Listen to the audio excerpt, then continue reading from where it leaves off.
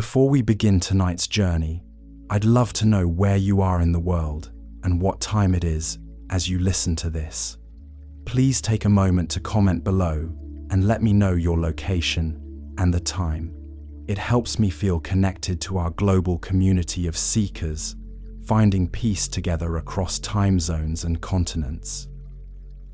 Get comfortable now. Find your most restful position, whether that's lying down or sitting in your favorite chair.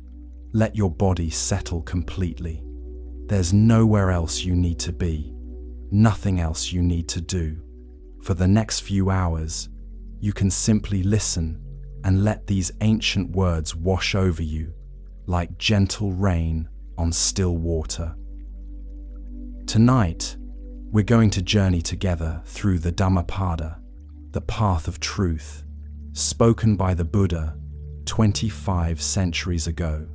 These aren't just teachings, they're invitations to see clearly, to wake up gently, to find the peace that has always been waiting for you beneath the noise of daily life.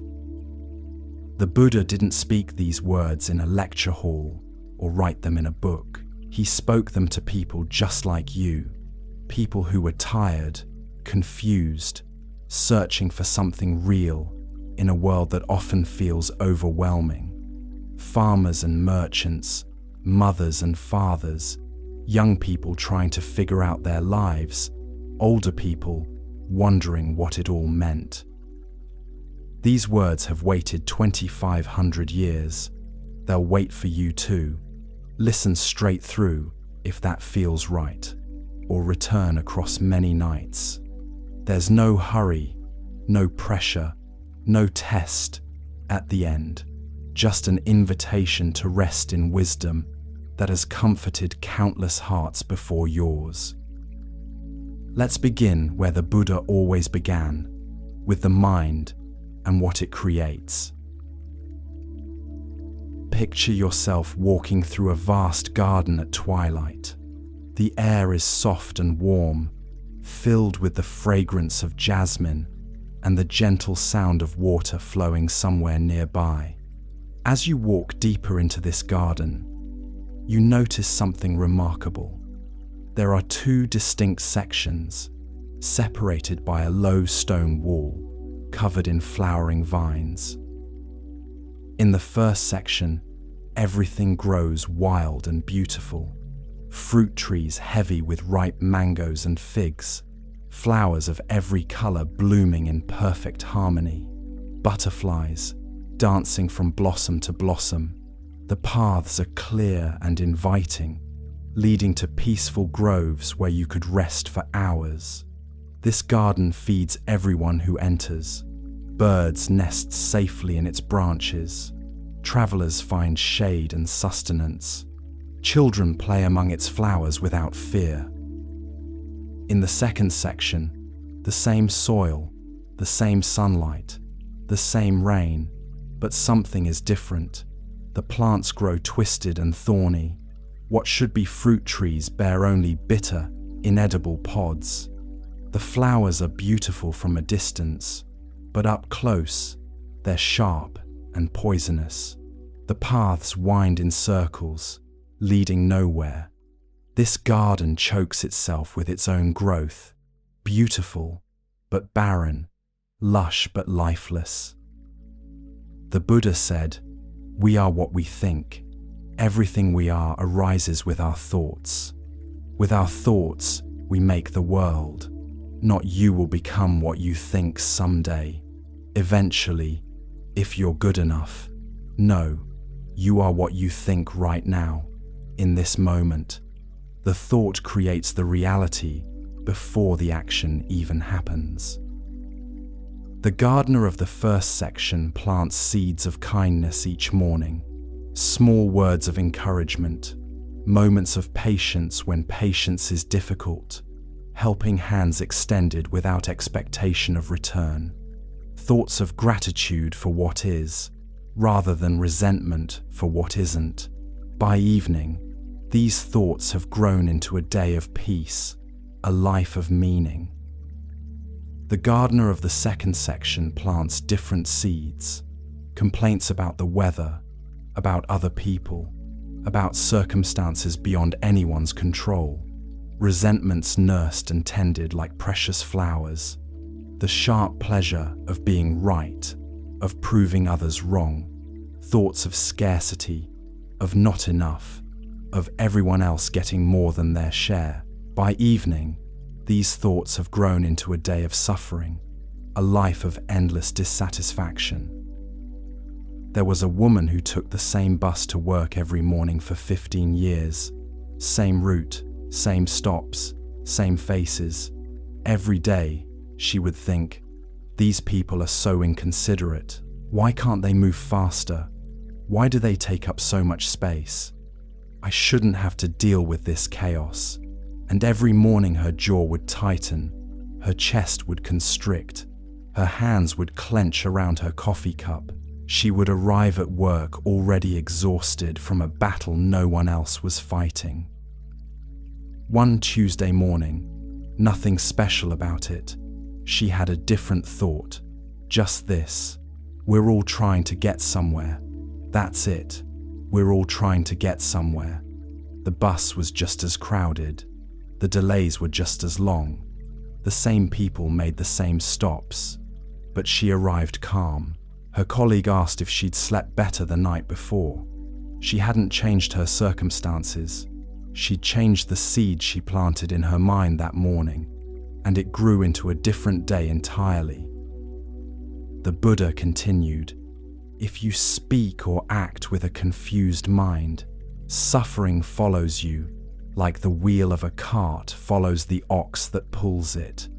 But if you speak or act with a clear mind, happiness follows you like a shadow that never leaves."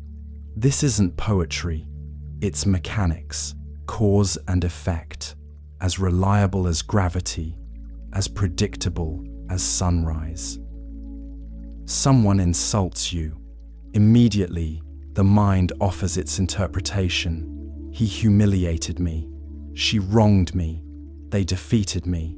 He took what was mine. Hold those thoughts close. Rehearse them. Let them become your identity, and you'll never be free of hatred. Never. The hatred becomes who you are, more real than your name, more constant than your heartbeat. But if you don't hold those thoughts, if you let them pass like clouds across an open sky, hatred has nothing to feed on. It dies of starvation. Not because you're weak or passive, but because you understand something profound. Hatred never ends through hatred. Hatred ends through love. This is the ancient law, and it hasn't changed. Not because love is nicer or more spiritual, but because hatred perpetuates itself and love doesn't. You can see it in families where grudges are passed down like heirlooms, each generation inheriting the anger of the last. You can see it in nations where ancient wounds are kept fresh by constant retelling. You can see it in the comment sections of the internet, where strangers battle over opinions they'll forget by morning. Someone must stop returning blow for blow, or the violence never ends. Most people don't know this. They live in the world, quarreling endlessly, thinking winning the argument matters, thinking being right is worth the cost of being peaceful. But those who know this truth don't quarrel, not because they're weak, but because they're awake. Every hour of every day, you face this fork in the path. Someone cuts you off in traffic. Which seed do you plant? Rage that will poison your next 3 hours? Or understanding that everyone makes mistakes, everyone has bad days, everyone is carrying burdens you can't see? Your child spills milk for the 3rd time this morning. Which seed? Frustration that will cloud your whole day, or patience that teaches them accidents happen and love remains constant? The news fills you with outrage at injustice. Which seed? Helpless anger that accomplishes nothing but your own suffering, or compassionate action that actually helps? You're not choosing once. You're choosing constantly, moment by moment, thought by thought, and what grows in your inner garden becomes the atmosphere you live in, the world you wake up to each morning. The Buddha described two types of people with stark clarity: those who live for pleasure, whose minds lack harmony, who ignore moderation in eating, who are lazy and lack energy. These are shaken by temptation, like a weak tree is shaken by wind. But those who don't chase every pleasure, whose minds are in harmony, who practice moderation, who have faith and energy, these stand firm against temptation, like a mountain stands firm against wind. Notice he didn't say, never feel pleasure or suffer constantly to prove your worth. He said, don't live for pleasure. Don't make it your compass, your God, your reason for being. There's a difference between enjoying your morning coffee and needing your morning coffee to feel human, between appreciating comfort and demanding comfort at all times, between pleasure as a guest in your life and pleasure as a tyrant.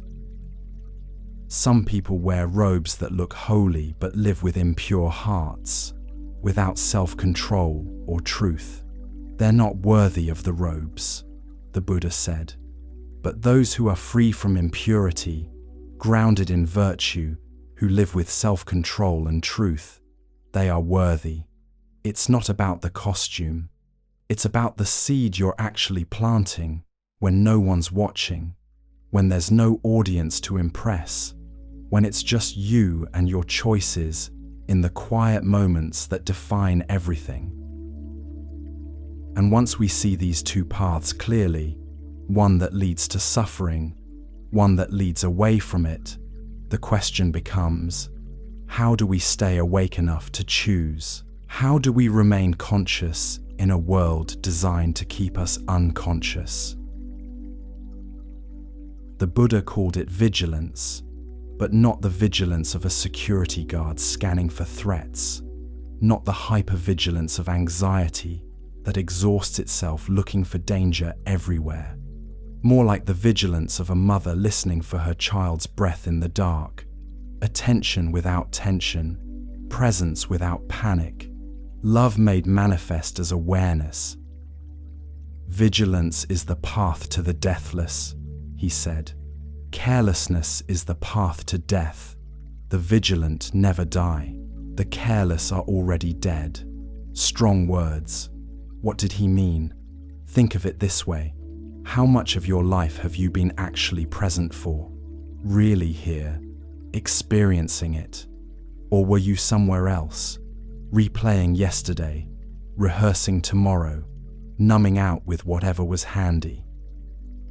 The careless live their whole lives asleep. They move through decades on autopilot, going through the motions without ever really arriving.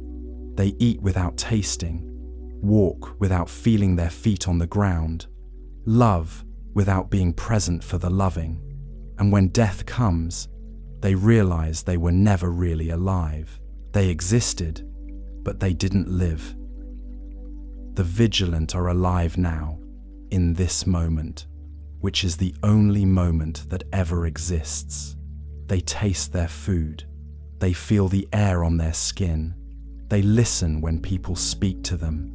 They notice the color of the sky, the sound of rain, the feeling of their own breath moving in and out of their body.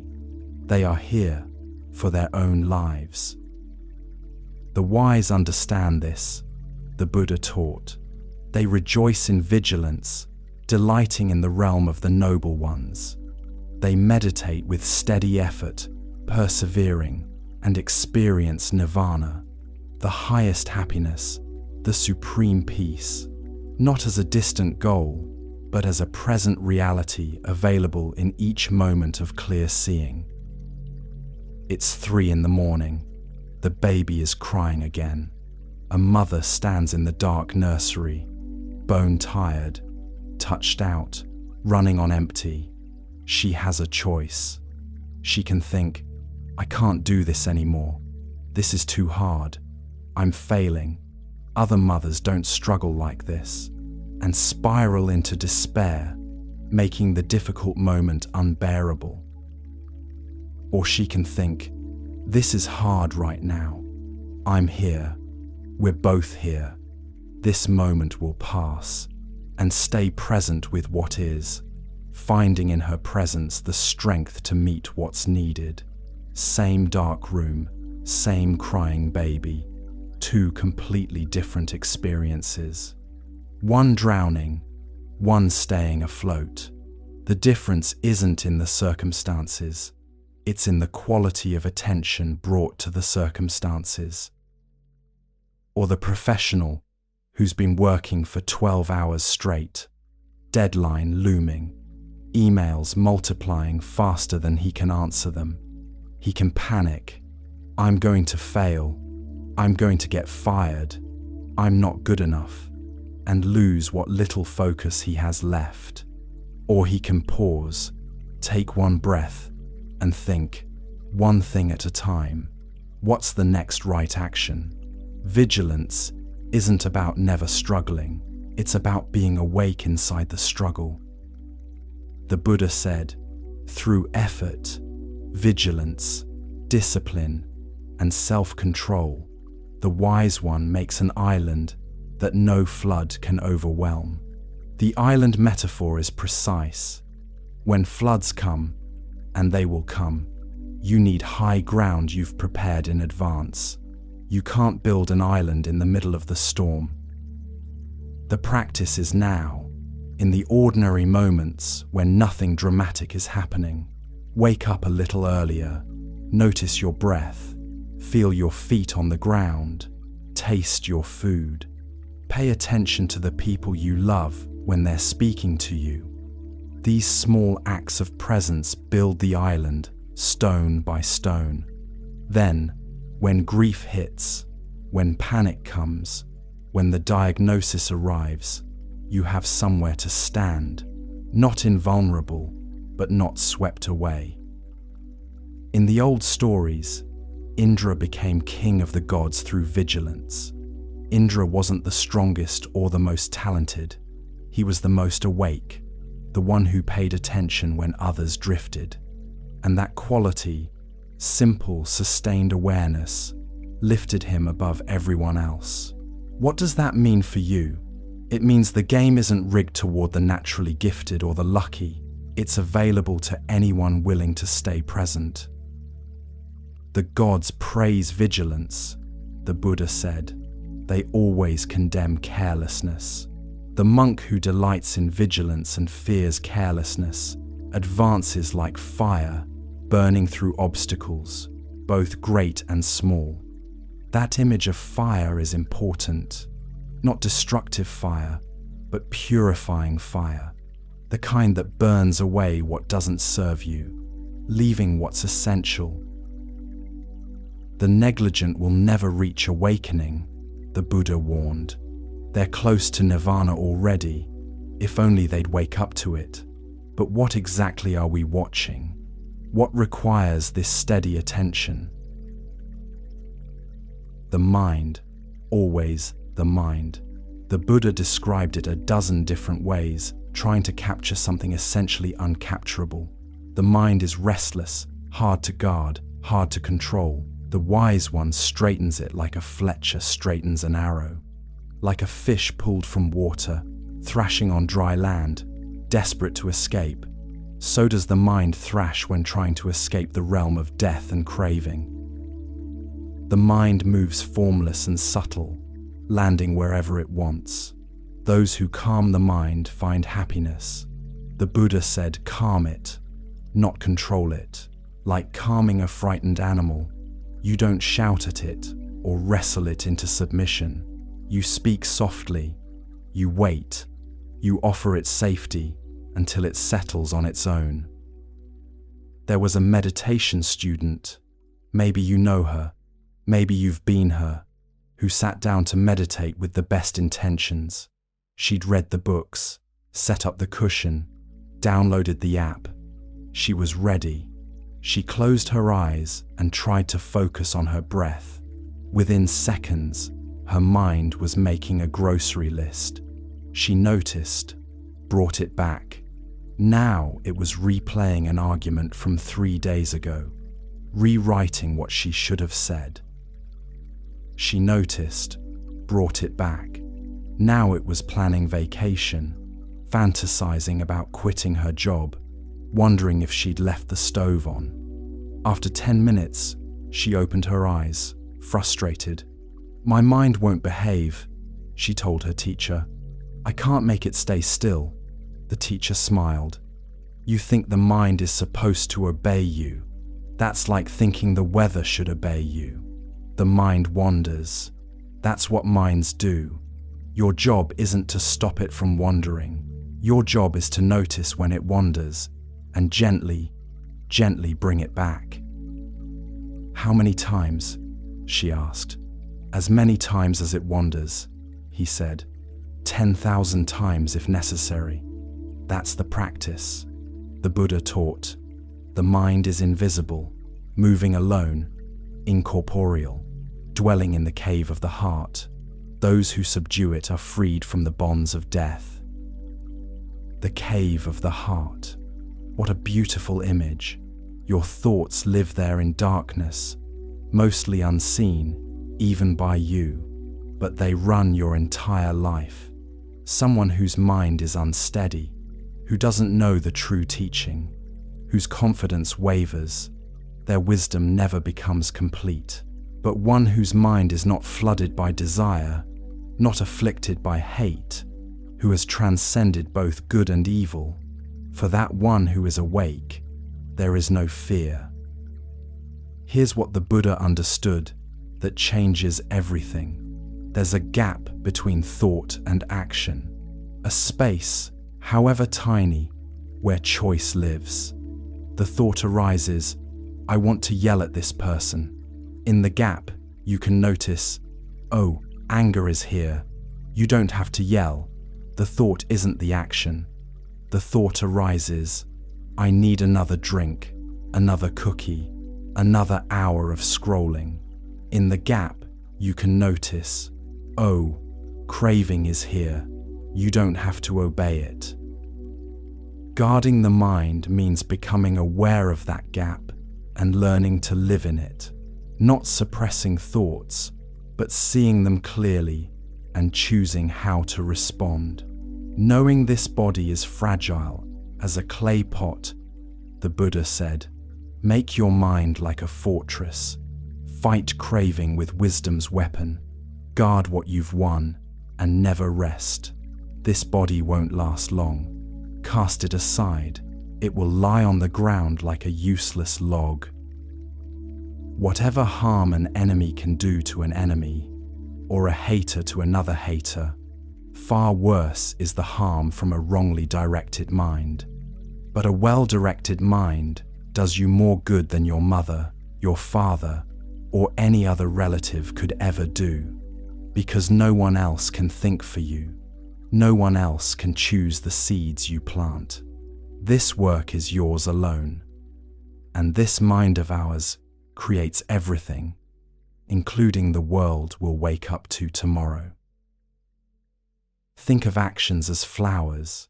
Some you gather to make beautiful garlands that you wear today. Some you plant as seeds that will bloom later, sometimes years later, in ways you never expected. Either way, you're always choosing which flowers to cultivate.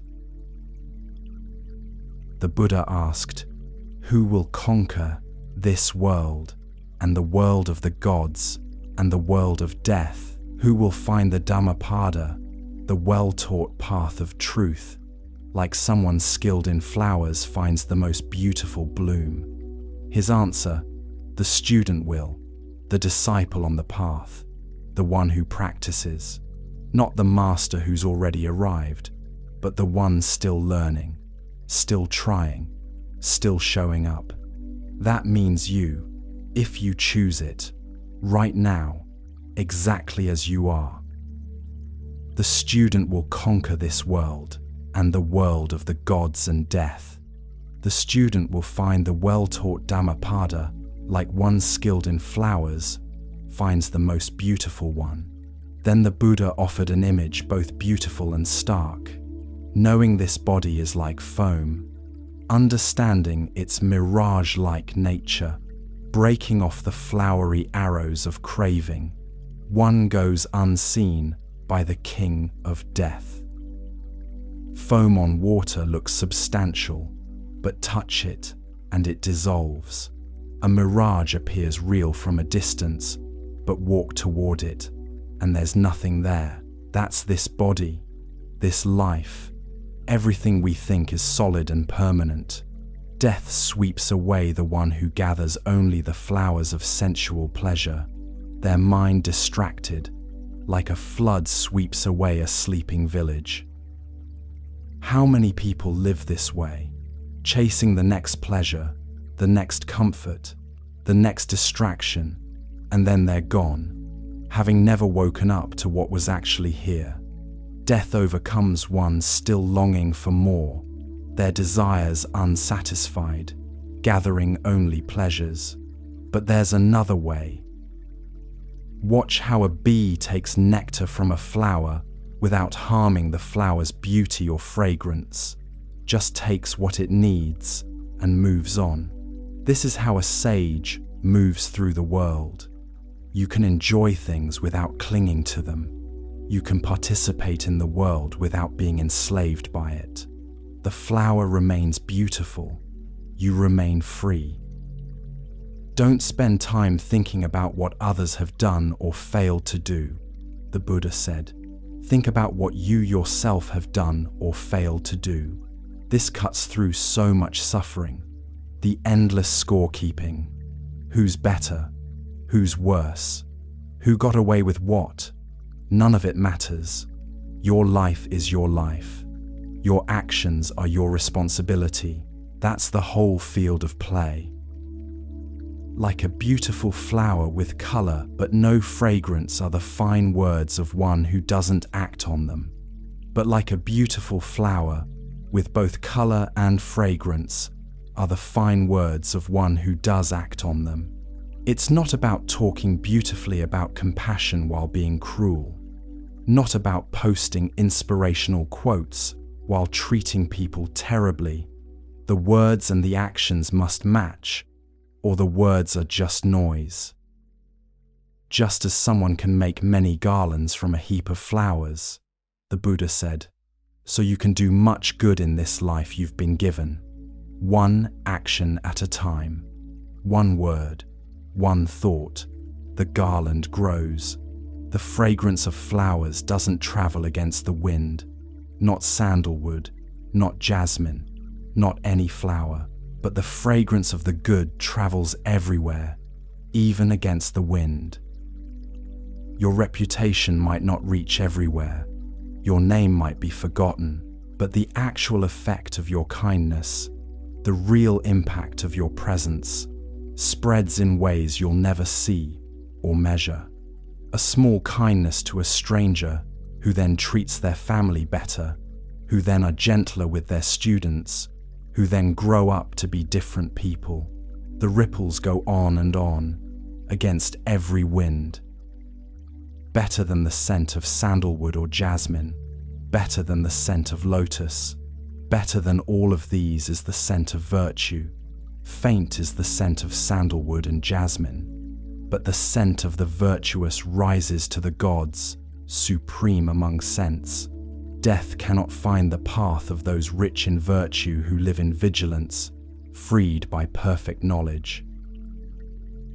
Some gather flowers wisely, making their lives beautiful and useful, planting seeds that will bloom long after they're gone.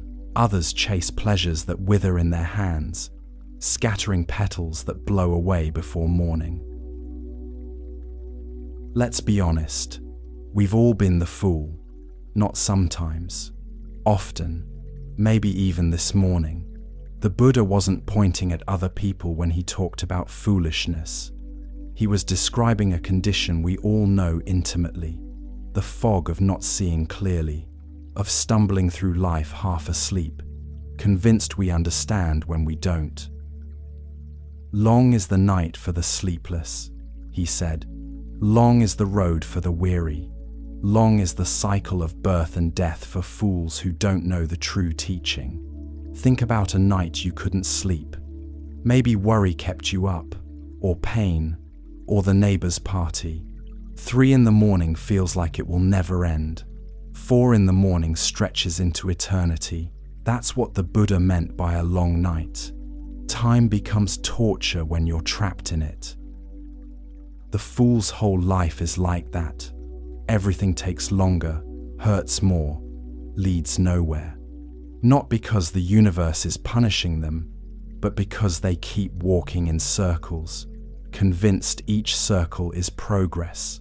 There was a man who spent his life accumulating. Better job, bigger house, nicer car, more impressive title.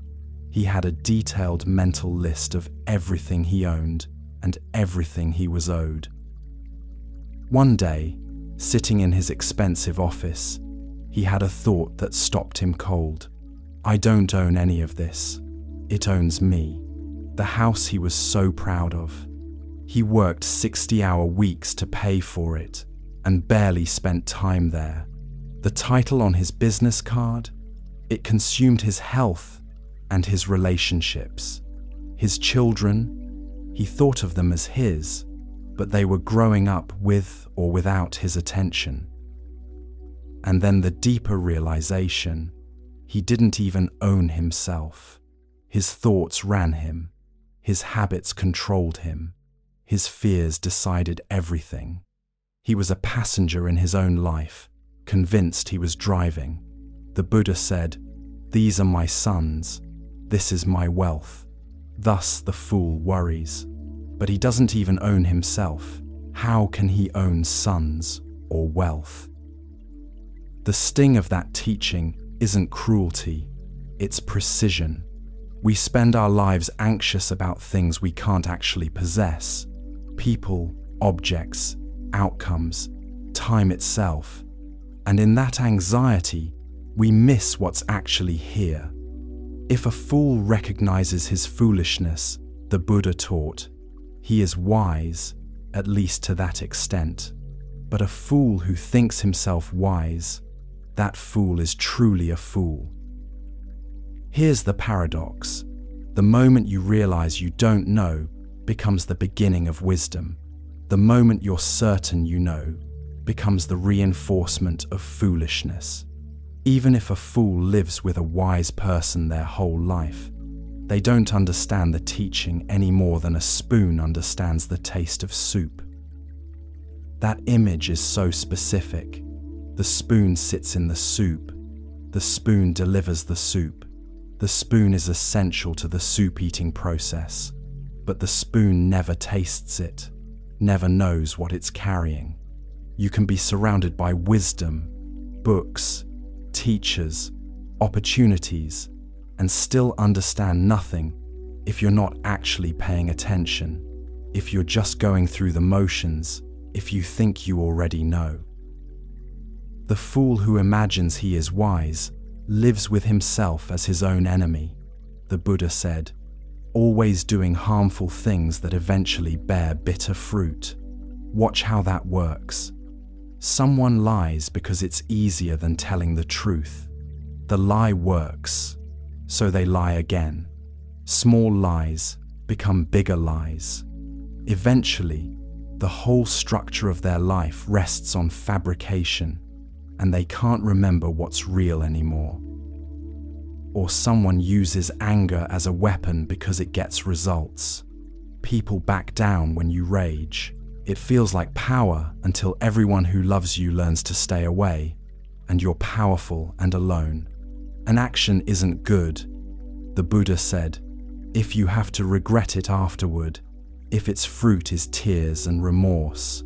An action is good if you don't regret it afterward, if its fruit is joy and happiness. Simple test. How do you feel the next morning? Not in the moment of impulse, the next day, the next week, when the consequences arrive. Evil seems sweet to the fool until it ripens. The Buddha warned, when it ripens, the fool suffers. Think of someone eating an entire cake, delicious for a while.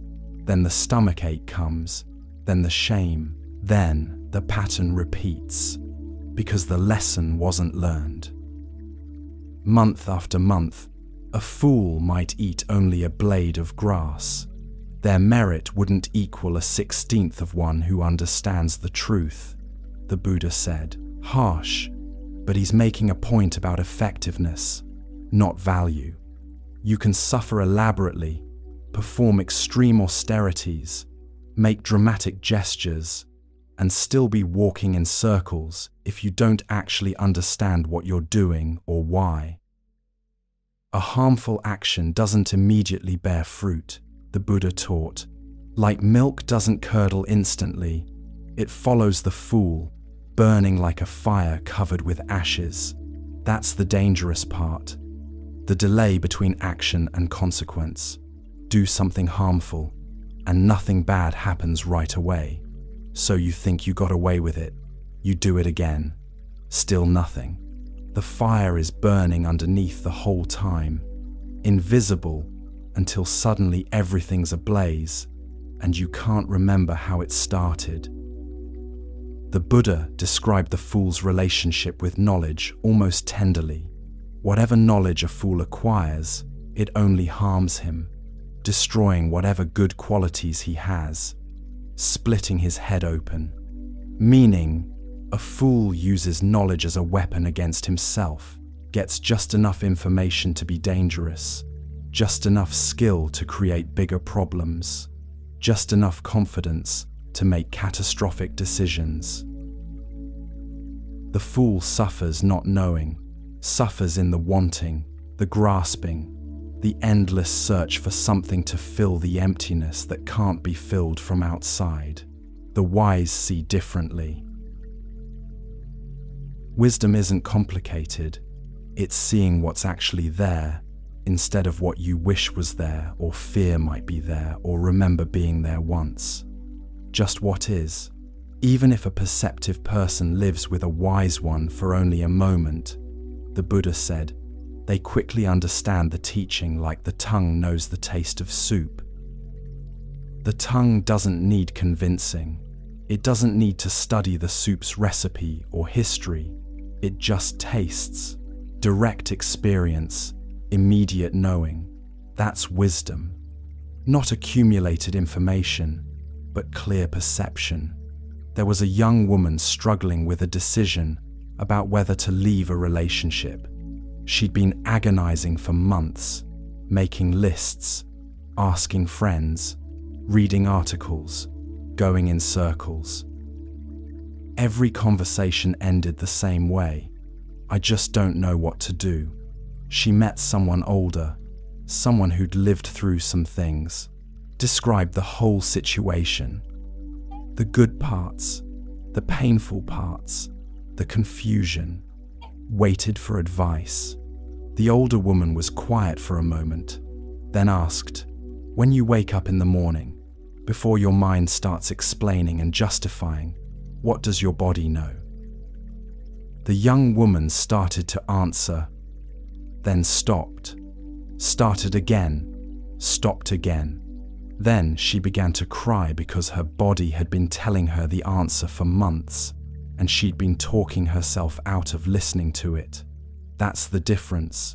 The fool collects opinions and theories.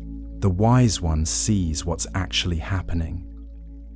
The Buddha said, as rain pours through a poorly thatched roof, so passion pours through an untrained mind. As rain doesn't pour through a well-thatched roof, so passion doesn't pour through a well-trained mind. A well-trained mind isn't one that knows a lot of facts. It's one that can see clearly without being overwhelmed by what it sees, can feel anger without becoming anger, can notice fear without being ruled by fear.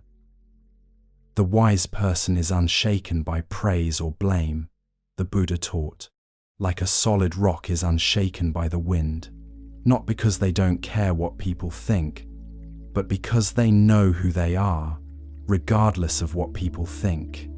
Praise doesn't make you better. Blame doesn't make you worse.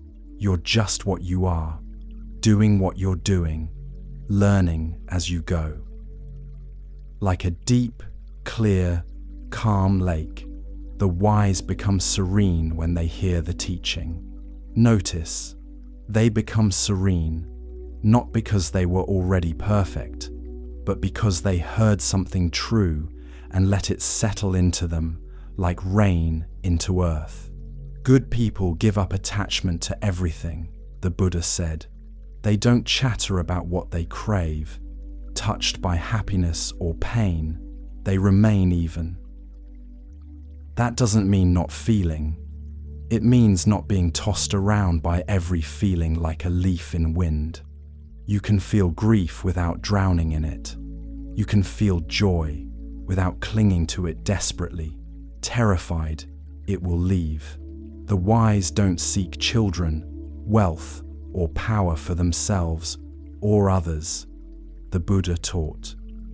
They don't build their success on unrighteous foundations. They are truly noble, wise, and virtuous. Few cross to the far shore, he said. Most people just run back and forth along this bank, but those who follow the well-taught Dhamma, they will cross the flood that's so hard to cross. Leaving behind the dark way, the wise should cultivate the bright, having gone from home to homelessness, seeking joy in solitude, where joy is hard to find. Leaving behind the dark way doesn't mean leaving your family, or your job, or your responsibilities. It means leaving behind the dark way of thinking, the dark way of seeing, the dark way of being in the world that creates suffering wherever it goes. The Buddha spoke often of anger, not because he was angry, but because he saw how it destroys everything it touches. Give up anger, he said. Abandon pride. Don't be bound by any attachments. Suffering can't touch one who owns nothing and clings to nothing. This is perhaps the most misunderstood teaching. People think it means own nothing literally, have no possessions, no relationships, no preferences, but that's not what he meant. You can own things without being owned by them. You can love people without possessing them. You can have preferences without being enslaved by them. The difference is in the clinging, the desperate attachment that says, I must have this or I cannot be happy. I must keep this or I will die. This must never change or my world will end. One who holds back rising anger like a runaway chariot, the Buddha said. That one I call a real charioteer. Others just hold the reins. Anyone can hold reins when the horse is calm. The real skill shows when the horse is spooked, when the chariot is careening toward a cliff, when everything depends on your ability to stay calm and steer wisely. Conquer anger with love, conquer evil with good, conquer the stingy with generosity, conquer the liar with truth. These aren't pretty platitudes. They're practical instructions for how to live in a world where people will hurt you, disappoint you, lie to you, take advantage of you. The question isn't whether these things will happen. The question is how you'll respond when they do. Better than 1,000 useless words is one word that brings peace, the Buddha taught. Better than 1,000 useless verses is one verse that brings peace. Better than 1,000 useless songs is one song that brings peace. In a world drowning in noise, in opinions, in endless chatter, what we need is not more words but better words. Words that heal instead of harm. words that connect instead of divide, words that bring peace. If you could conquer in battle 1,000 times 1,000 men, but you conquer only yourself, you would be the greatest conqueror. The battles we fight with others are nothing compared to the battle we fight with ourselves. The enemy outside can only hurt your body, take your possessions, damage your reputation. The enemy inside can destroy your peace, your joy, your ability to love and be loved.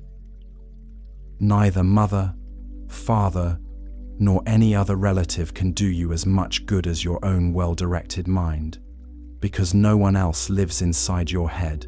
No one else chooses your thoughts, your reactions, your responses to what life brings. That's your domain, your responsibility, your power. There was a man who spent years in therapy, trying to heal from a difficult childhood. He'd made progress, understood the patterns, could explain his triggers and reactions, but he was still angry, still bitter, still carrying the weight of old wounds. One day, his therapist asked him, "What would happen if you forgave them?" "They don't deserve forgiveness," he said immediately. "They hurt me. They were wrong. They should apologize first." "I'm not asking you to forgive them for their sake," the therapist said gently. "I'm asking what would happen to you if you forgave them for your sake." The man was quiet for a long moment. Then he began to cry, because he realized he'd been carrying their poison in his own heart for decades, thinking it would somehow hurt them. But they were living their lives, and he was the one suffering. Hatred is never appeased by hatred, the Buddha said. Hatred is appeased by love alone. This is an eternal law, not because love is weak or naive, but because love is the only thing that actually works. Hatred feeds on itself, grows stronger with each feeding, consumes everything in its path, including the one who carries it. Love starves hatred, dissolves it, transforms it into something useful. All beings tremble before violence, all fear death, all love life. Comparing others to yourself, don't kill or cause others to kill. This is the foundation of all ethics, all morality, all decent human behavior. The recognition that others feel what you feel, want what you want, fear what you fear. They are not objects for your use. They are subjects of their own experience, as real and important as you are. The Buddha spoke of happiness not as a feeling that comes and goes, but as a way of being that remains steady, regardless of circumstances. Health is the greatest gift, he said. Contentment is the greatest wealth. Trust is the greatest relationship. Nirvana is the greatest happiness. Notice the order: health of body, contentment of mind, trust in relationships, and finally, the peace that surpasses understanding. Look upon the world as a bubble, as a mirage. One who looks upon the world this way, the king of death doesn't see, not because the world isn't real, but because when you understand its impermanent nature, you don't cling to it desperately. You can enjoy it without being destroyed when it changes, which it always does. Come, look at this world, glittering like a royal chariot. The foolish are immersed in it, but the wise are not attached. The world is beautiful, fascinating, full of wonders and pleasures. Enjoy them, appreciate them, but don't mistake them for your true home, your ultimate security, your deepest identity. One who was once heedless but later becomes heedful, brightens the world like the moon freed from clouds. This is the great hope of the Dharma. It doesn't matter how unconscious you've been, how many mistakes you've made, how lost you've felt. The moment you wake up, the moment you start paying attention, the moment you choose differently, everything changes. One who overcomes the evil they've done with good brightens the world, like the moon freed from clouds. Your past doesn't define you. Your mistakes don't disqualify you. Your failures don't determine your future. What matters is what you do now, in this moment, with the awareness you have now. This world is blind. Few see clearly here. Like birds escaping from a net, few go to heaven. The blindness isn't physical. It's the blindness of unconsciousness, of living on autopilot, of never questioning the thoughts and assumptions that run your life. But some wake up. Some see clearly. Some escape the net of their own conditioning and find freedom. Swans fly the path of the Sunday. People fly through the air by psychic power. The wise are led away from the world, having conquered Mara and his army. Mara represents everything that keeps you trapped. Desire, fear, doubt, pride, the endless wanting that can never be satisfied. The wise don't fight Mara with force. They see through his illusions and walk away, free. There is no fire like passion, no crime like hatred, no sorrow like separation, no happiness like peace. Passion burns everything it touches, consumes all your energy, leaves you empty and craving more.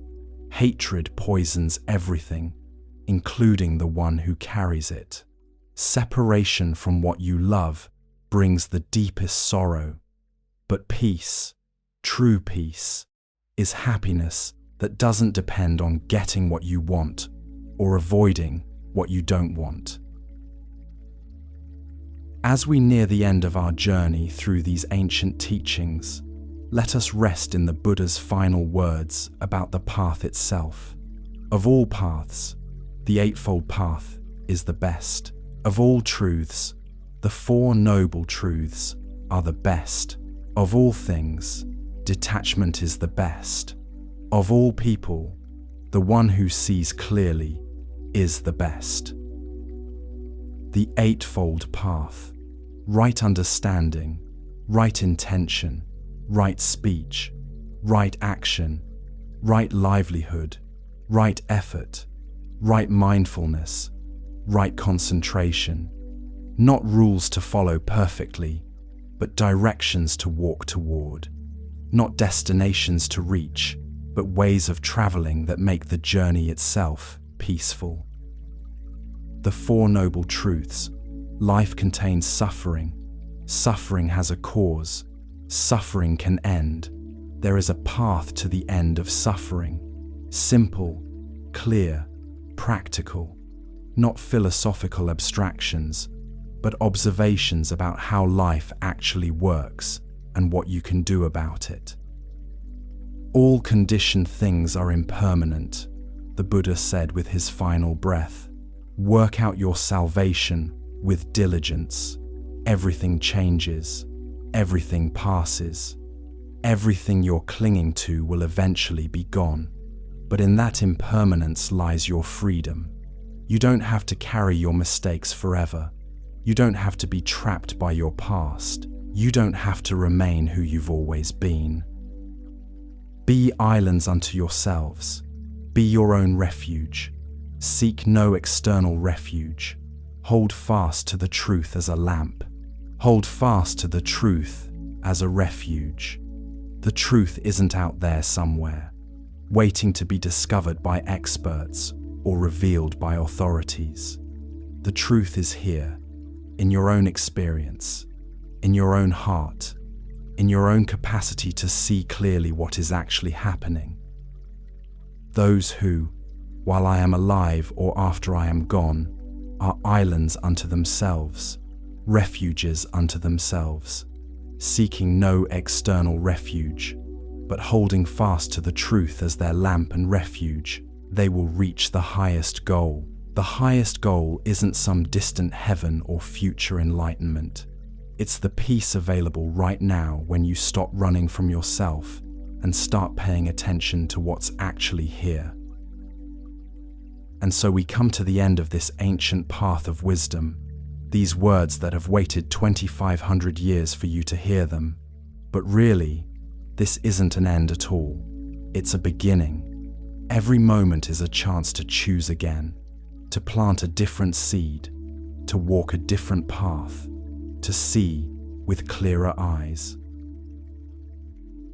Take what serves you from these teachings and leave the rest. The Buddha himself said, "Don't believe something just because I said it. Test it in your own experience. If it brings peace, follow it. If it brings suffering, let it go." These aren't commandments carved in stone. They're invitations to experiment with a different way of being in the world. As you drift into sleep now, let these words settle into your heart like seeds in fertile soil. You don't need to remember them all or understand them perfectly.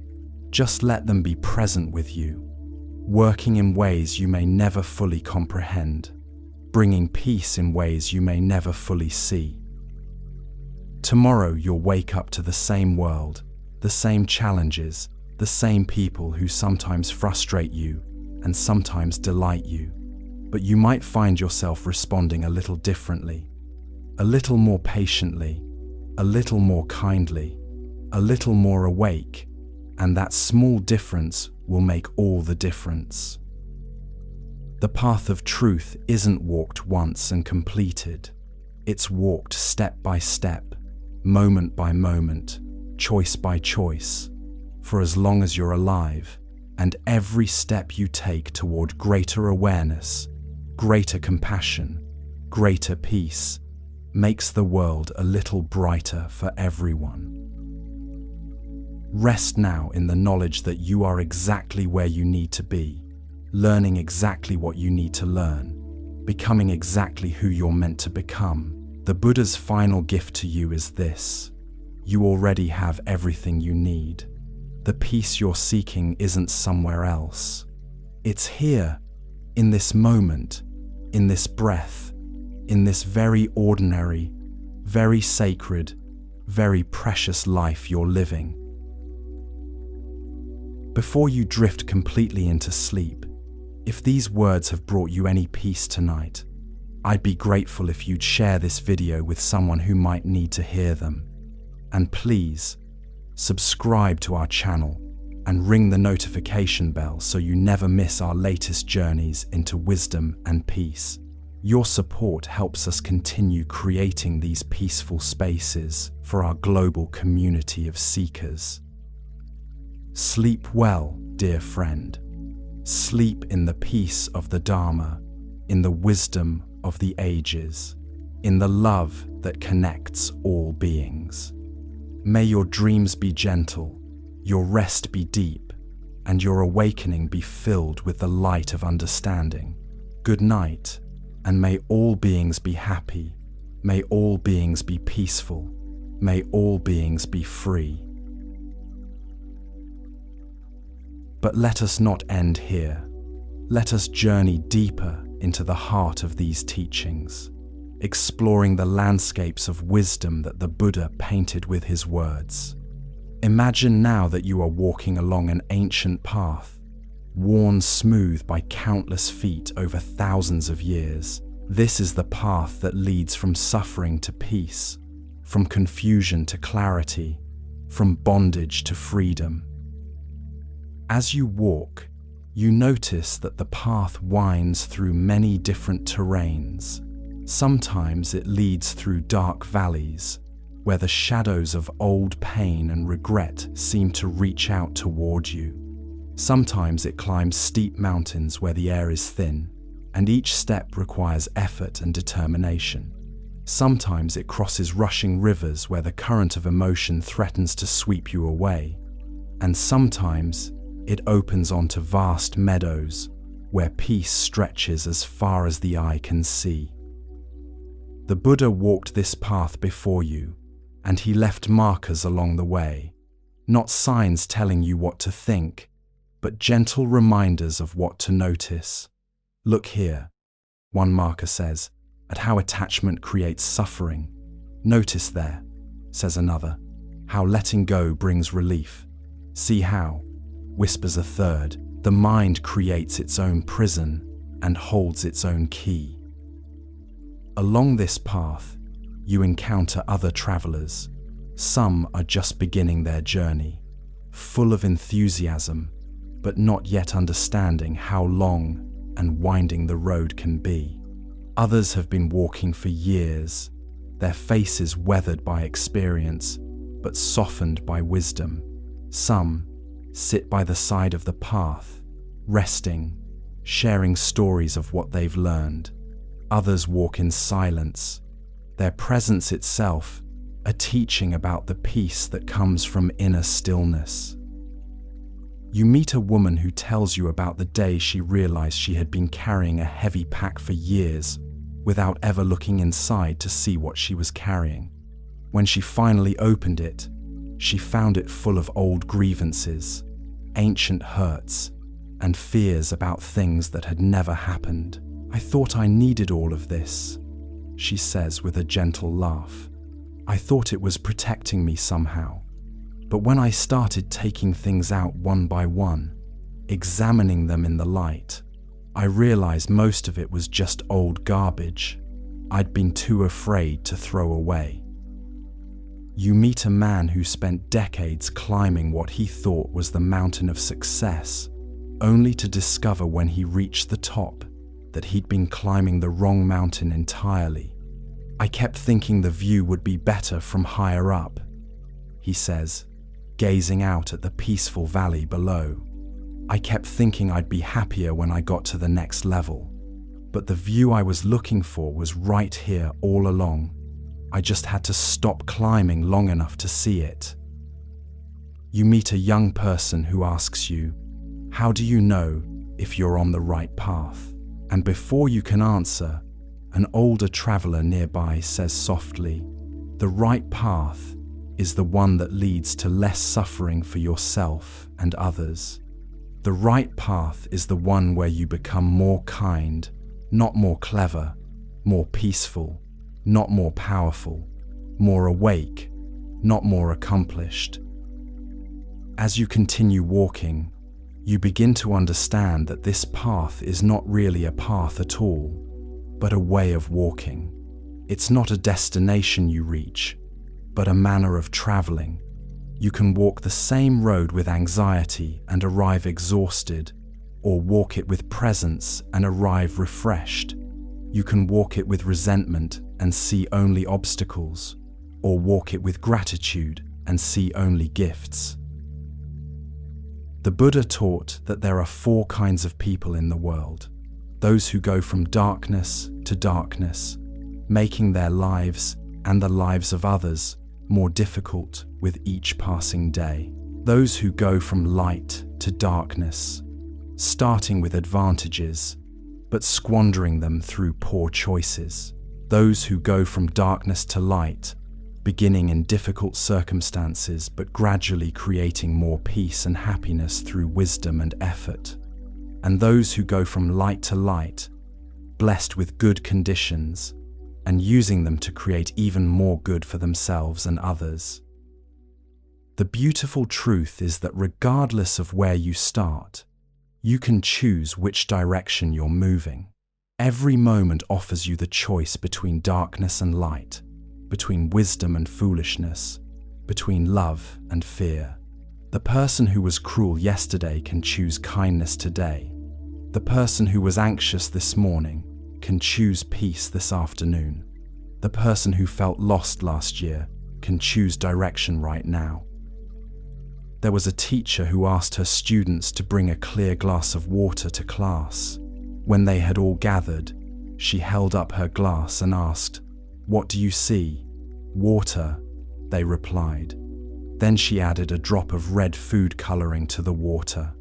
"What do you see now?" "Red water," they said.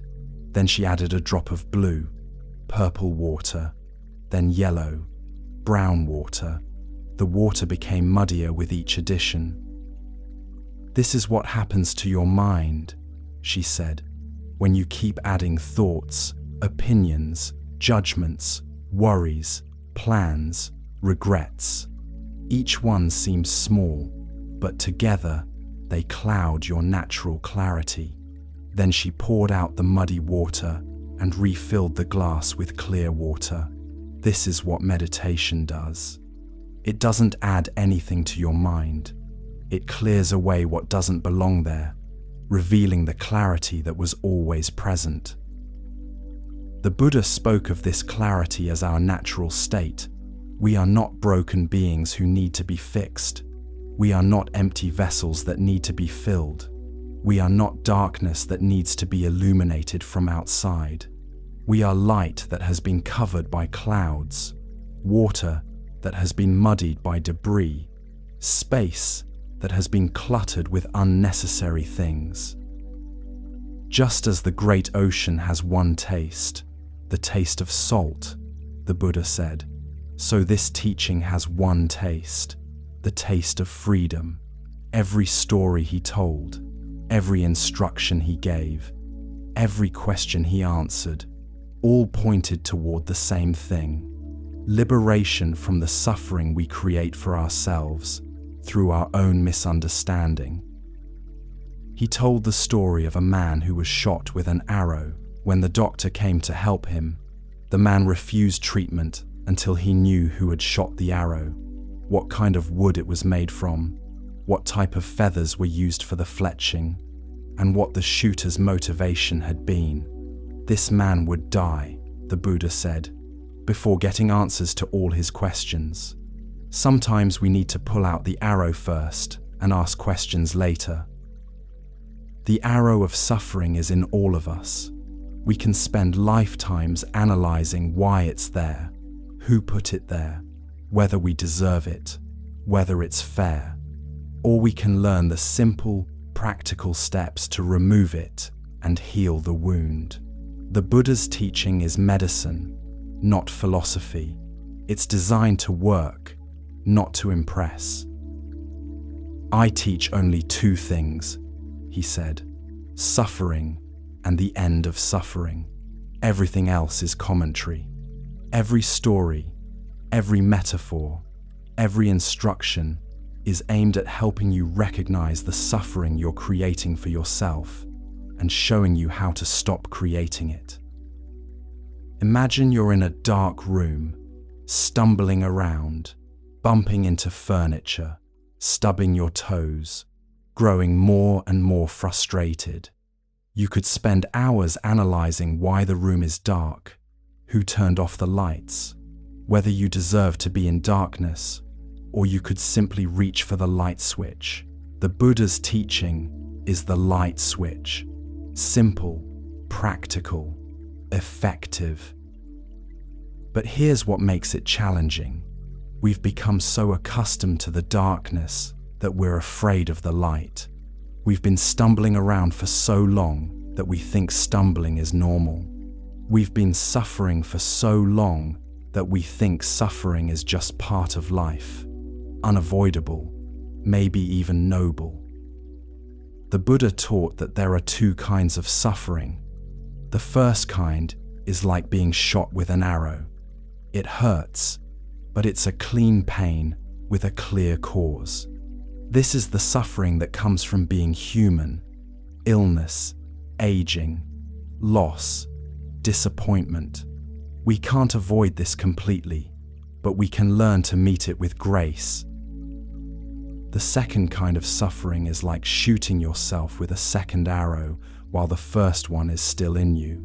This is the suffering we add to our pain through our resistance, our stories, our judgments, our demands that reality be different than it is. This suffering is optional, and this is what the Buddha's teaching addresses. Someone you love dies. That's the first arrow, and it hurts terribly. But then you tell yourself, I should have spent more time with them. I should have said, I love you more often. I should have been a better person. They shouldn't have died so young. Life is unfair. God is cruel. I'll never be happy again. These are all second arrows, and they can hurt more than the original loss. The Buddha isn't asking you not to grieve. He's showing you how to grieve cleanly, without the additional layer of self-torture that turns natural sadness into prolonged agony. You can miss someone without hating yourself. You can feel sad without deciding that sadness is wrong. You can hurt without making the hurt mean something terrible about you or life or the universe. This understanding changes everything. It means that while you can't control what happens to you, you have tremendous power over what you do with what happens to you. You can't control the first arrow, but you have complete control over the second arrow. The Buddha told a story about a man who inherited a beautiful white elephant. In his culture, white elephants were considered sacred and could not be put to work. They had to be fed the finest food, housed in the most luxurious accommodations, and cared for by teams of servants. The man was honored to own such a magnificent creature, but the elephant was eating him into bankruptcy. One day, a wise friend visited and saw the man's distress. "Why don't you give the elephant away?" the friend asked. "I can't," the man replied. "It's too valuable. It was a gift from the king. People would think I'm ungrateful. So, you'd rather be ruined than appear ungrateful?" the friend asked gently. The man realized he'd been so focused on what people might think that he'd forgotten to consider what was actually best for his life.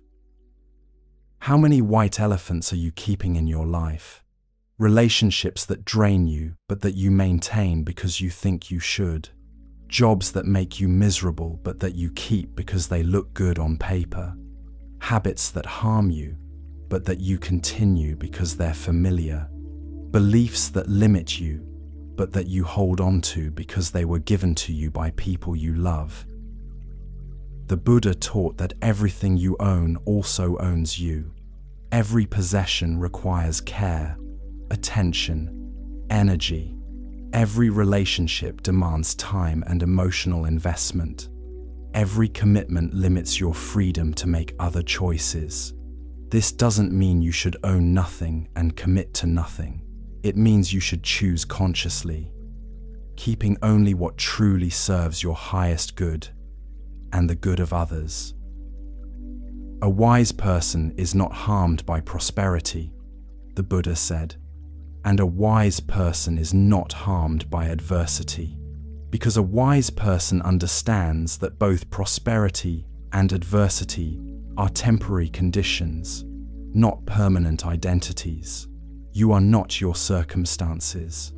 You are not your bank account or your job title or your relationship status or your health condition.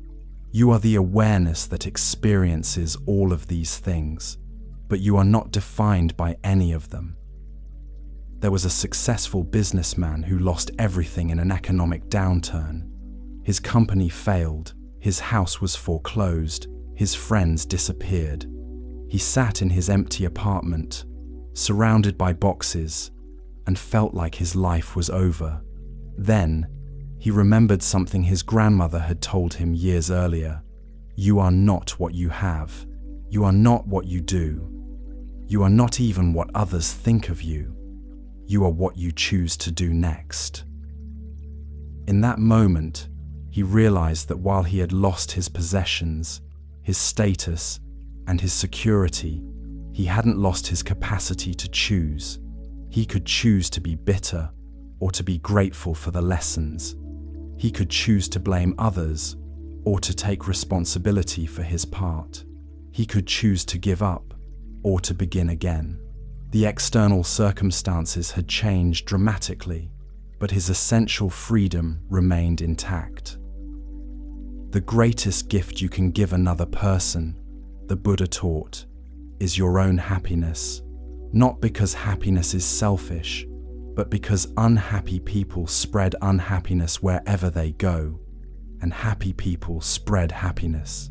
Your inner state is contagious. Your peace or your anxiety, your love or your fear, your wisdom or your confusion, all of it ripples out into the world in ways you may never see.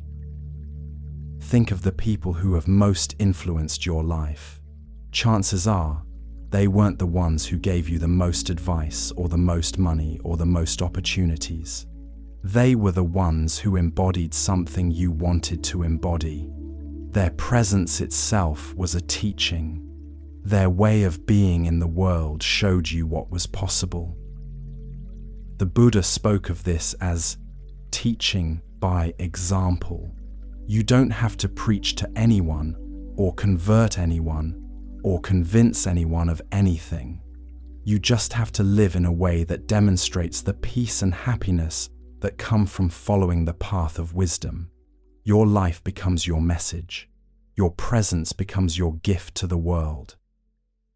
Be a lamp unto yourself, he said in his final teaching. Work out your own salvation with diligence. No one else can walk your path for you. No one else can make your choices for you. No one else can find your peace for you. But the path is there, clearly marked by those who have walked it before you. The tools are available, tested by thousands of years of practice. The destination is reachable, not in some distant future, but right here, right now, in this very moment. As you rest now, in the quiet of this moment, feel the weight of these ancient words settling into your heart, like seeds in fertile soil. You don't need to understand them all, or remember them perfectly. You don't need to become a different person overnight, or solve all your problems immediately. You just need to take the next step, make the next choice, plant the next seed. Tomorrow morning, when you wake up, you'll have countless opportunities to practice what you've heard tonight. When someone cuts you off in traffic, you can choose the seed of anger or the seed of understanding. When your plans don't work out, you can choose the seed of frustration or the seed of flexibility.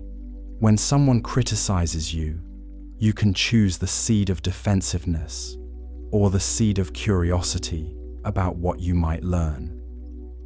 Each choice is small, seemingly insignificant, but like drops of water that eventually carve through stone, these small choices accumulate into the shape of your life. The person you become is the sum of all the seeds you plant, all the thoughts you think, all the responses you choose in the countless small moments that make up your days. The Buddha's final promise to you is this: the path works, not because he said so, but because thousands of people, over thousands of years, have tested it in their own lives and found it reliable. The peace you're seeking is not a fantasy. The freedom you long for is not impossible. The happiness that doesn't depend on circumstances is not a myth. It's your birthright, your natural state, your true home. You've been carrying the key to this freedom with you all along. It's your capacity to choose, moment by moment, thought by thought, response by response. No one can take this power away from you. No circumstances can diminish it. No past mistakes can disqualify you from using it right now. Rest now in the knowledge that you are exactly where you need to be on your journey. Every experience you've had, every mistake you've made, every lesson you've learned has brought you to this moment of possibility. You are not behind schedule. You are not too late. You are not too damaged or too lost or too ordinary to walk the path of awakening. The Buddha saw clearly that every being has the potential for complete freedom from suffering. Not just special people, not just monks and nuns, not just those with perfect circumstances or exceptional intelligence. Every being, including you, right here, right now, exactly as you are. Let these words be a gentle companion as you drift into sleep. Let them work in the quiet spaces of your mind, planting seeds of wisdom that will bloom in their own time. Let them remind you that you are not alone on this path, that countless others have walked it before you, and countless others walk it with you now. And when you wake tomorrow, may you wake with a little more clarity, a little more compassion, a little more peace. May you see the world with slightly clearer eyes and respond to it with a slightly more open heart. May you remember that every moment is a new beginning, every breath is a fresh start, every choice is an opportunity to move toward greater freedom. The path of the Buddha is not a path you walk once and complete. It's a path you walk step by step, day by day, choice by choice, for as long as you live. And every step you take toward greater awareness, greater kindness, greater peace, makes the world a little brighter for everyone. Sleep now, in the peace of the Dharma, in the wisdom of the ages, in the love that connects all beings. May your rest be deep, your dreams be gentle, and your awakening be filled with the light of understanding. The path continues tomorrow, and you are ready for whatever it brings. Before you drift completely away, if these ancient words have brought you any comfort tonight, please consider sharing this journey with others who might need to hear them. Subscribe to our channel and ring the notification bell so you never miss our latest explorations into wisdom and peace. Your support helps us continue creating these peaceful sanctuaries for our global community of seekers. Good night, fellow traveler. May all beings be happy. May all beings be peaceful. May all beings be free from suffering. May all beings awaken to their true nature. And may you rest tonight in the profound peace that is your birthright, your essence, your eternal home. But let us linger a moment longer in this sacred space, for there are more treasures to discover in the Buddha's teachings, more landscapes of wisdom to explore. As you settle even deeper into rest, imagine that you are sitting by a gentle stream in the early morning light. The water flows clear and constant, never hurrying, never stopping, always moving toward the sea. This stream represents the flow of life itself, the constant movement of experience through your consciousness. Thoughts arise like bubbles on the surface. Emotions flow like currents beneath. Sensations ripple like small waves. But the stream itself remains unchanged, always flowing, always present, always peaceful in its depths. The Buddha taught that you are not the bubbles on the surface or the currents beneath or the waves that come and go. You are the stream itself, the awareness in which all experience flows. When you identify with the bubbles, you suffer when they pop. When you identify with the currents, you're tossed around by every emotion. When you identify with the waves, you're disturbed by every sensation. But when you rest in your identity as the stream itself, you can watch the bubbles arise and pop without disturbance. You can feel the currents flow without being swept away. You can experience the waves without losing your balance. This is what the Buddha meant by awakening, recognizing what you truly are beneath all the temporary experiences that come and go. There was a woman who spent years trying to control her thoughts, fighting with her emotions, resisting her sensations. She meditated to make her mind quiet, practiced yoga to make her body feel good, read spiritual books to make herself wise, but the harder she tried to control her experience, the more chaotic it became. The more she fought with her thoughts, the louder they seemed to get. One day, exhausted from the struggle, she simply sat by a river and watched the water flow. She noticed how the river didn't fight with the rocks in its path, but simply flowed around them. It didn't resist the fallen branches, but carried them along. It didn't judge the leaves that fell on its surface, but let them float where they would. In that moment, she understood. She had been trying to be the controller of the river, instead of being the river itself. She had been fighting with the contents of her consciousness, instead of resting in consciousness itself. From that day forward, her practice changed from trying to control her experience to simply being present with whatever experience arose. The mind is everything, the Buddha taught. What you think, you become. But he also taught that you are not your thoughts. This seems like a contradiction until you understand the difference between thinking and being aware of thinking. When you're lost in thought, you become what you think. When you're aware of thought, you remain free. It's like the difference between being an actor who forgets their acting and becomes completely identified with their role, and an actor who remembers their acting and can play their role skillfully without losing themselves in it. When you're aware that you're thinking, you can choose which thoughts to follow and which to let pass by.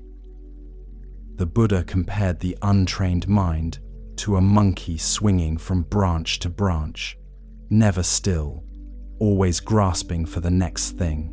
But he also taught that this same mind, when trained, becomes like a clear, still lake that perfectly reflects whatever appears on its surface without being disturbed by it.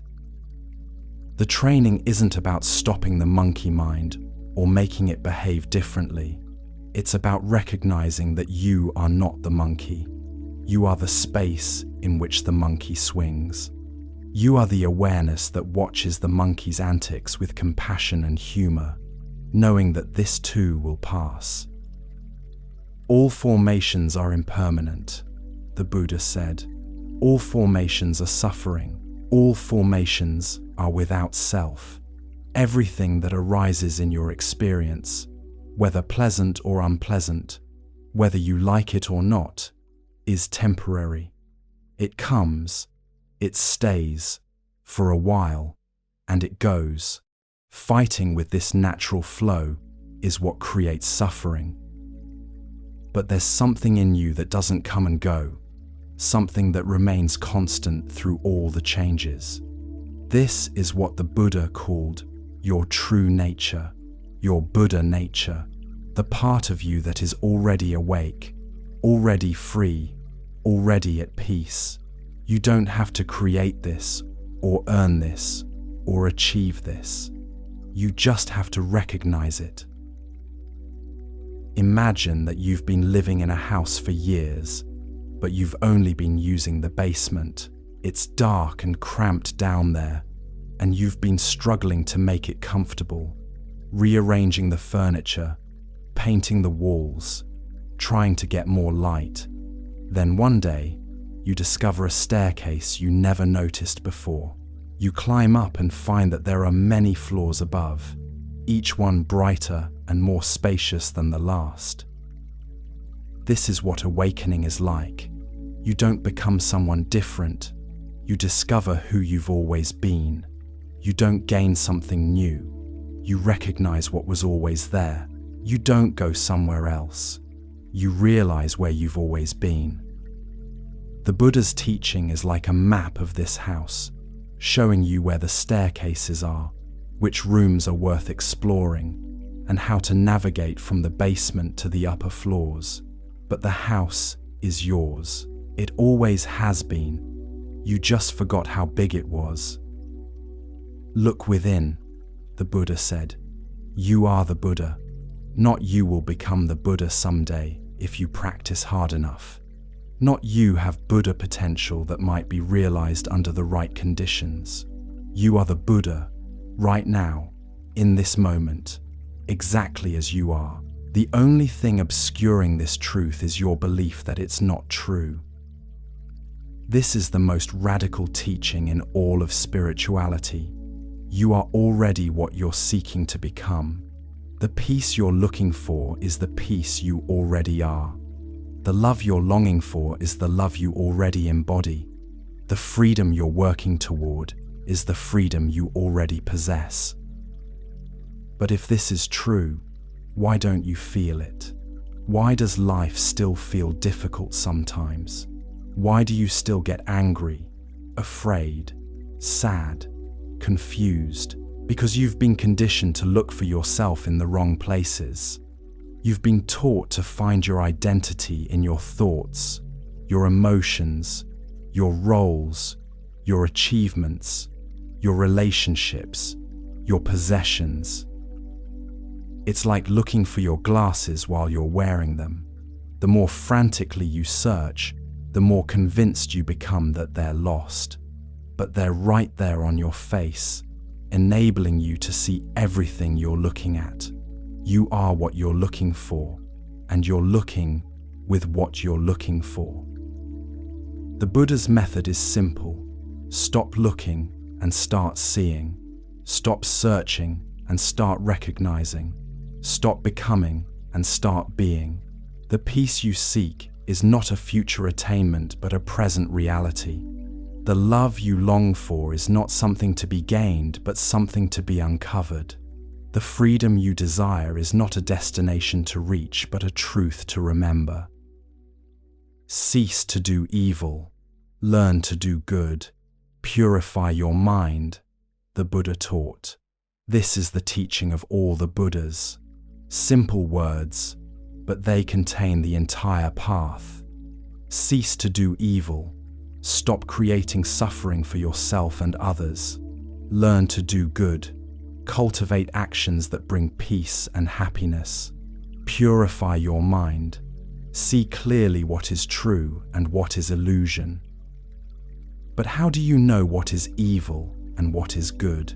How do you know what creates suffering and what creates happiness? The Buddha gave a simple test. Look at the results. If an action leads to harm, regret, and more suffering, it's unskillful. If an action leads to benefit, joy, and more peace, it's skillful. This isn't about following rules or obeying commandments. It's about becoming a scientist of your own experience, carefully observing cause and effect in your own life. When you speak harshly, what happens? When you speak kindly, what happens? When you act from anger, what results? When you act from love, what results? Over time, you begin to see the patterns clearly. Certain mental states reliably lead to suffering. Others reliably lead to peace. Certain actions consistently create problems. Others consistently solve them. This isn't morality imposed from outside. It's wisdom discovered from within. The Buddha compared this process to a farmer learning which seeds grow well in which soil. You don't plant corn in rocky ground because you've learned it won't grow there. You don't plant hatred in your heart because you've learned it won't bring you happiness. It's not about being good or bad. It's about being effective. Hatred never ceases by hatred, the Buddha taught, but by love alone. This is an eternal law, not because love is morally superior to hatred, but because love works and hatred doesn't. Hatred perpetuates itself, creates more hatred, spreads like a virus. Love dissolves hatred, creates more love, spreads like healing. You can test this in your own life. The next time someone treats you badly, try responding with hatred and see what happens. Then try responding with love and see what happens. Which response creates more peace? Which one solves the problem? Which one makes you feel better about yourself? This is the Buddha's gift to you, not a set of beliefs to accept, but a set of experiments to try, not a philosophy to understand, but a practice to embody, not a religion to join, but a way of living to explore. Come and see, he said. Don't believe what I tell you just because I tell you. Test it for yourself. If it works, use it. If it doesn't work, discard it. This is the most undogmatic approach to truth ever offered. The Buddha doesn't want followers. He wants scientists, explorers, pioneers of consciousness.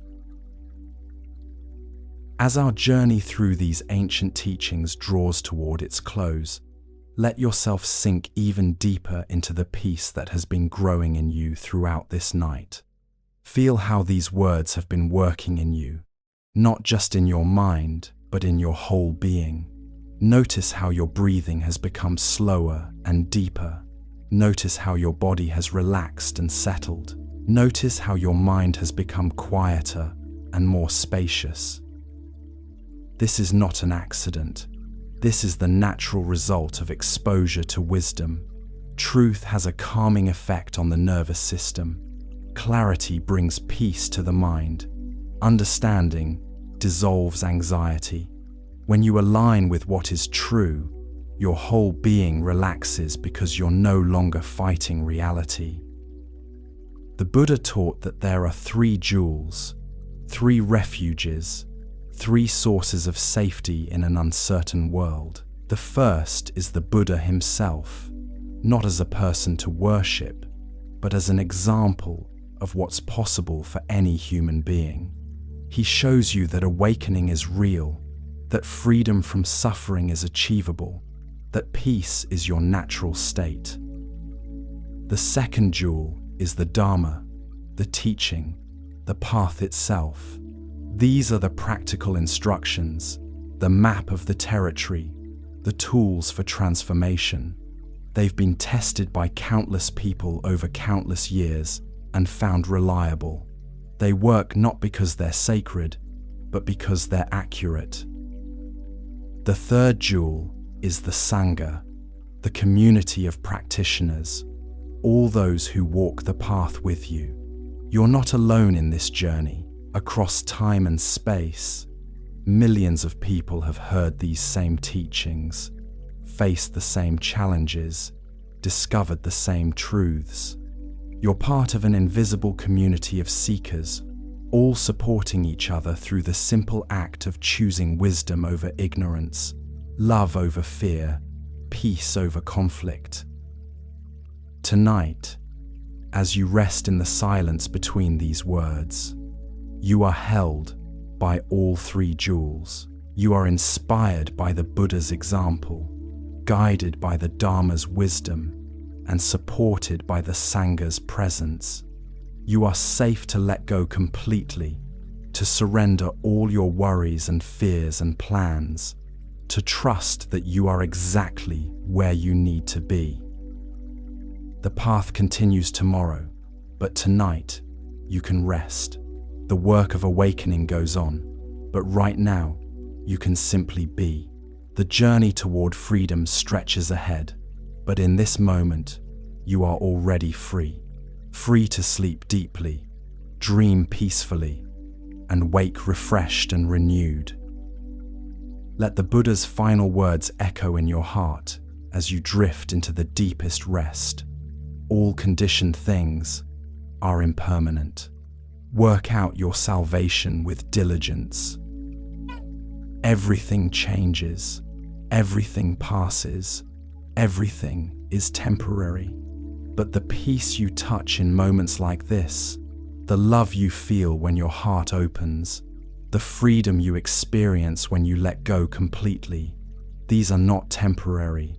These are glimpses of your true nature, previews of your ultimate destination. foretastes of the peace that surpasses all understanding.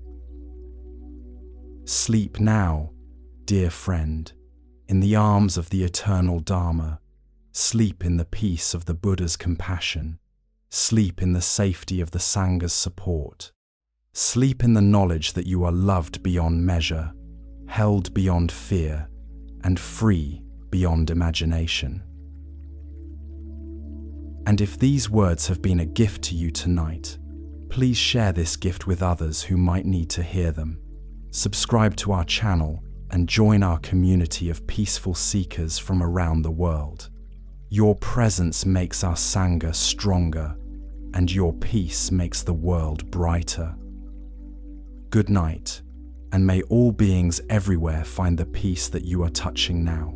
May all beings be happy. May all beings be healthy. May all beings be safe. May all beings be free. And may you wake tomorrow with a heart full of compassion, a mind full of clarity, and a life full of purpose. The Dharma is eternal, but your time with it tonight is complete. Rest now in the silence that contains all words, the stillness that underlies all movement, the peace that is your deepest truth. Good night, and sweet dreams. But wait, there is more to discover in this ancient treasury of wisdom. Let us not end our journey quite yet, for the Buddha's teachings are like a vast ocean, and we have only touched the surface. As you rest here in this peaceful moment, imagine that you are walking through a moonlit garden, where each flower holds a different teaching, each tree whispers a different truth. In this garden of wisdom, you come upon a lotus pond, where the water is perfectly still, reflecting the full moon above. The Buddha often spoke of the lotus as a symbol of awakening. The lotus grows in muddy water, its roots deep in the muck and mire, but it rises through the water to bloom in perfect beauty above the surface. It is not contaminated by the mud from which it grows. It is not limited by the water through which it rises. It simply follows its nature, reaching always toward the light. You are like this lotus, the Buddha taught. Your roots may be in the mud of past mistakes, old wounds, difficult circumstances. Your stem may be growing through the murky water of confusion, fear, and uncertainty, but your true nature is to bloom in the clear air of wisdom, compassion, and peace. The mud doesn't define you. The murky water doesn't limit you. They are simply the conditions through which you grow toward your full flowering. As you sit by this lotus pond in your imagination, you notice that some of the lotus buds are still tightly closed, just beginning their journey toward the surface. Others are halfway open, their petals starting to unfold. Still others are in full bloom, their faces turned toward the moon, their fragrance filling the night air. And you realize that this is how it is with all beings on the path of awakening. We are all lotus flowers at different stages of blooming. Some people are just beginning to sense that there might be more to life than what they've been experiencing. They feel a restlessness, a longing, a sense that something is missing, but they don't yet know what it is. These are the tightly closed buds, full of potential, but not yet ready to open. The Buddha's teaching reaches them as a gentle warmth, encouraging them to begin their journey upward. Others have begun to practice, to study, to explore the inner landscape of their own minds and hearts. They've tasted moments of peace, glimpsed the possibility of freedom, but they're still working through layers of conditioning and habit. These are the partially opened flowers, beautiful in their unfolding, each petal a new understanding, each day a little more light. And some have bloomed fully into the realization of their true nature. They've discovered the peace, that doesn't depend on circumstances, the love that doesn't depend on conditions, the freedom that doesn't depend on external situations. These are the fully opened lotuses, their very presence a blessing to all who encounter them. But here's what's beautiful about the Buddha's teaching. He never said that the fully bloomed lotus is better than the bud, or that the bud should be ashamed of not being fully open yet. Each stage is perfect in its own way. Each moment of the journey is sacred. Each step toward awakening is cause for celebration. You don't have to be fully enlightened to benefit from these teachings. You don't have to be perfect to practice. You don't have to have it all figured out to begin. Wherever you are in your blooming is exactly where you need to be. The very fact that you're listening to these words means that you're already on the path, already growing toward the light, already becoming who you truly are. The Buddha told a story about a man who found a precious jewel buried in a field. He was so excited about his discovery that he wanted to share it with everyone he met. But when he showed the jewel to others, some couldn't see its value. They saw only a dirty stone. Others recognized its worth but were too busy with their own affairs to pay attention. Still, others were interested but didn't believe they deserved such a treasure.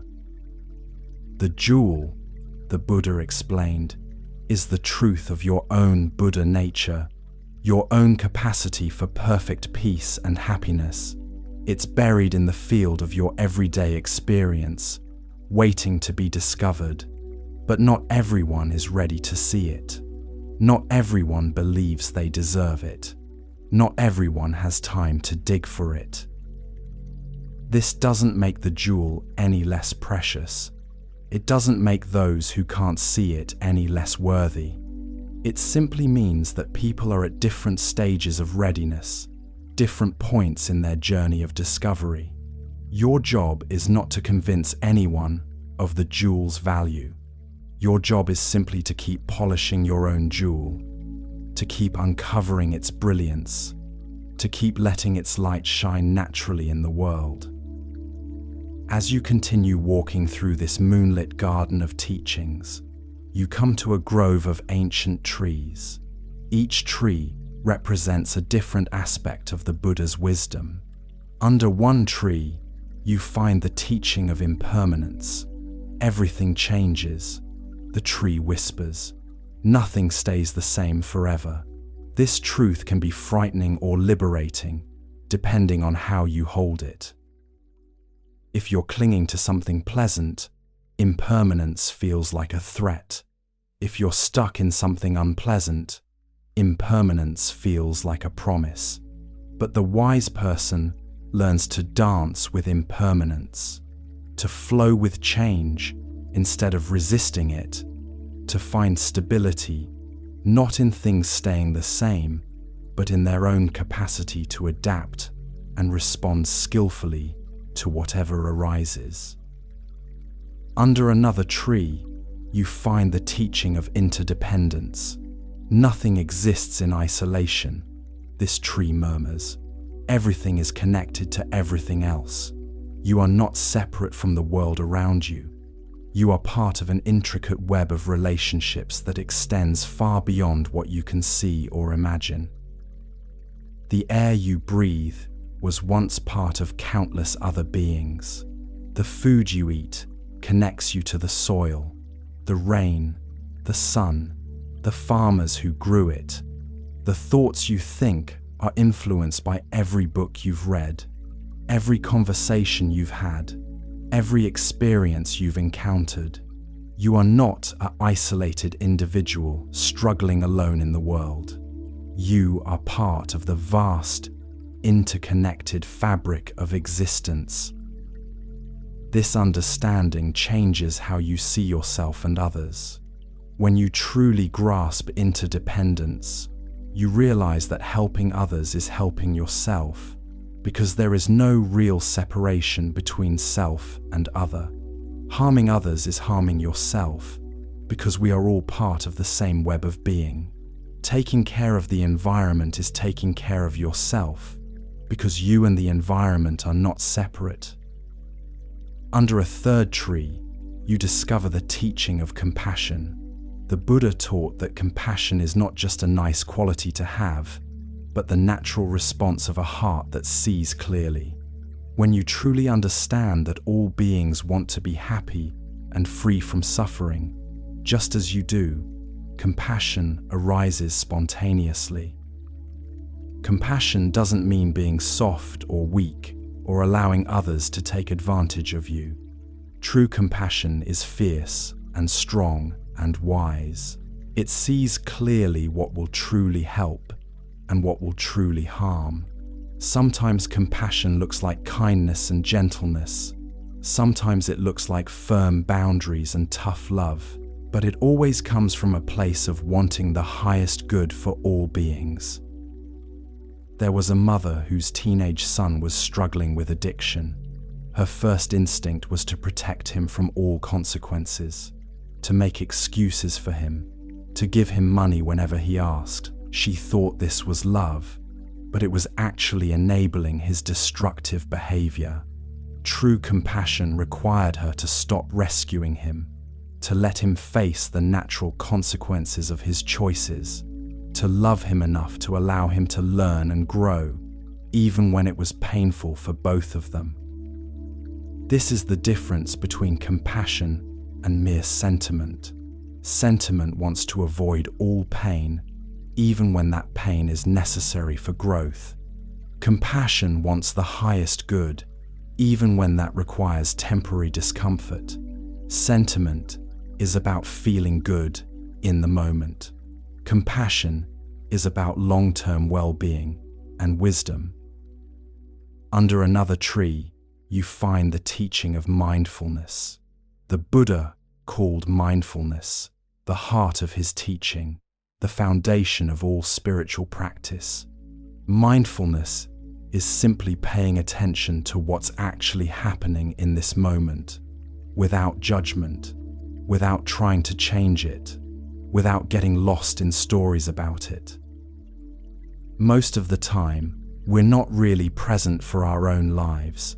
We're thinking about the past or worrying about the future. We're judging our experience as good or bad, instead of simply experiencing it. We're so busy narrating our lives that we forget to live them. Mindfulness brings us back to the immediacy of direct experience. What does this breath feel like? What does this step feel like? What does this emotion feel like in your body? What does this moment actually contain beneath all your thoughts and stories about it?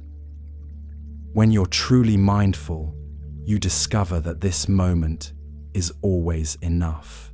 Not because it's perfect or pleasant, but because it's real. It's the only moment you actually have. It's the only moment in which you can actually live, love, choose, act, be present for your own existence. The Buddha taught 4 foundations of mindfulness: mindfulness of the body, mindfulness of feelings, mindfulness of mind, and mindfulness of mental objects. Each of these is a doorway into the present moment, a way of coming home to yourself, a practice of awakening to what's actually here. Mindfulness of the body means paying attention to physical sensations, to the feeling of your feet on the ground, your breath moving in and out, the temperature of the air on your skin. Your body is always in the present moment. It's never thinking about yesterday or worrying about tomorrow. When you tune into your body, you automatically come into the now. Mindfulness of feelings means noticing the emotional tone of your experience. Is this pleasant, unpleasant, or neutral? Not the story about why it's pleasant or unpleasant, just the basic feeling tone. This simple awareness prevents you from being unconsciously driven by the endless pursuit of pleasure and avoidance of pain. Mindfulness of mind means observing the state of your mind itself. Is it calm or agitated, focused or scattered, clear or confused? Again, not judging these states as good or bad, just seeing them clearly. When you can observe your mental states, you're no longer completely identified with them. You have some space, some freedom, some choice about how to respond. Mindfulness of mental objects means watching the content of your thoughts without getting caught up in them. Thoughts arise, thoughts pass away. Some are useful, some are not. Some are true, some are not. Some are helpful, some are harmful. When you can see thoughts as mental events rather than absolute truths, you're free to choose which ones to follow and which ones to let go. As you sit under this tree of mindfulness in your imagination, you begin to practice these 4 foundations right now. You notice how your body feels as it rests, the weight and warmth and relaxation. You notice the pleasant feeling of peace that has been growing throughout our journey together. You notice how your mind has become quieter and more spacious. You notice the thoughts that arise and pass away like clouds in an open sky. This is meditation, the Buddha taught. Not something exotic or complicated, but simply paying attention to what's actually happening in your experience right now. You don't need special equipment or perfect conditions or years of training. You just need to be present for your own life. Moving deeper into the garden, you come to a clearing where the moonlight is especially bright. Here stands the most magnificent tree of all, its branches reaching high into the star-filled sky, its roots extending deep into the earth. This is the tree of wisdom, the Bodhi tree under which the Buddha himself awakened to the truth of existence.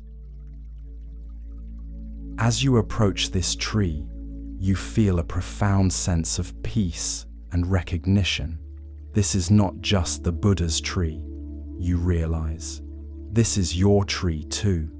This is the tree of your own potential awakening, your own capacity for perfect understanding, your own Buddha nature waiting to be fully realized.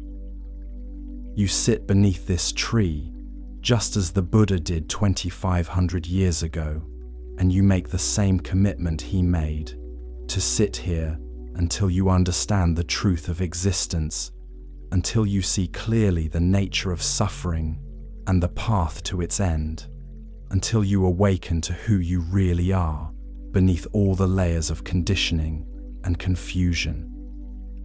But unlike the Buddha, you don't have to sit here for hours or days or weeks. The understanding he gained through his long vigil has been distilled into these teachings, these words, these moments of recognition that you're experiencing right now. You can receive in minutes what took him years to discover, not because you're special, but because he was generous enough to share what he learned. As you sit under this tree of awakening, you begin to see with the Buddha's eyes, to understand with his understanding, to feel with his compassion. You see that all beings are struggling with the same fundamental confusion. They think they are separate, isolated, alone in the world. They think their happiness depends on getting what they want and avoiding what they don't want. They think their identity is defined by their thoughts, emotions, roles, and possessions. But you begin to see the truth that the Buddha saw. All beings are connected in the deepest possible way. True happiness comes not from getting what you want, but from wanting what you have, from finding peace with what is. Your true identity is not your thoughts or emotions or roles or possessions, but the awareness in which all of these arise and pass away. This seeing is not intellectual understanding, but direct recognition, like suddenly remembering something you had forgotten, like waking up from a dream and realizing it was just a dream, like coming home after a long journey and recognizing that you never actually left. The Buddha called this recognition the end of suffering, but it's not the end of all pain or difficulty or challenge. It's the end of the unnecessary suffering we create through our resistance to what is, our attachment to what was, our anxiety about what might be. It's the end of the second arrow, the suffering we add to our pain through our stories and judgments, and demands that reality be different than it is. When you truly see this, when you really understand this, everything changes and nothing changes. You're still the same person with the same life and the same circumstances, but you're no longer fighting with reality. You're no longer at war with yourself. You're no longer trying to be someone other than who you are, or somewhere other than where you are. This doesn't make you passive or resigned or indifferent. If anything, it makes you more effective, more compassionate, more engaged with life. When you're not wasting energy fighting with what is, you have more energy available for responding skillfully to what is. When you're not defending a false sense of self, you have more capacity for loving others.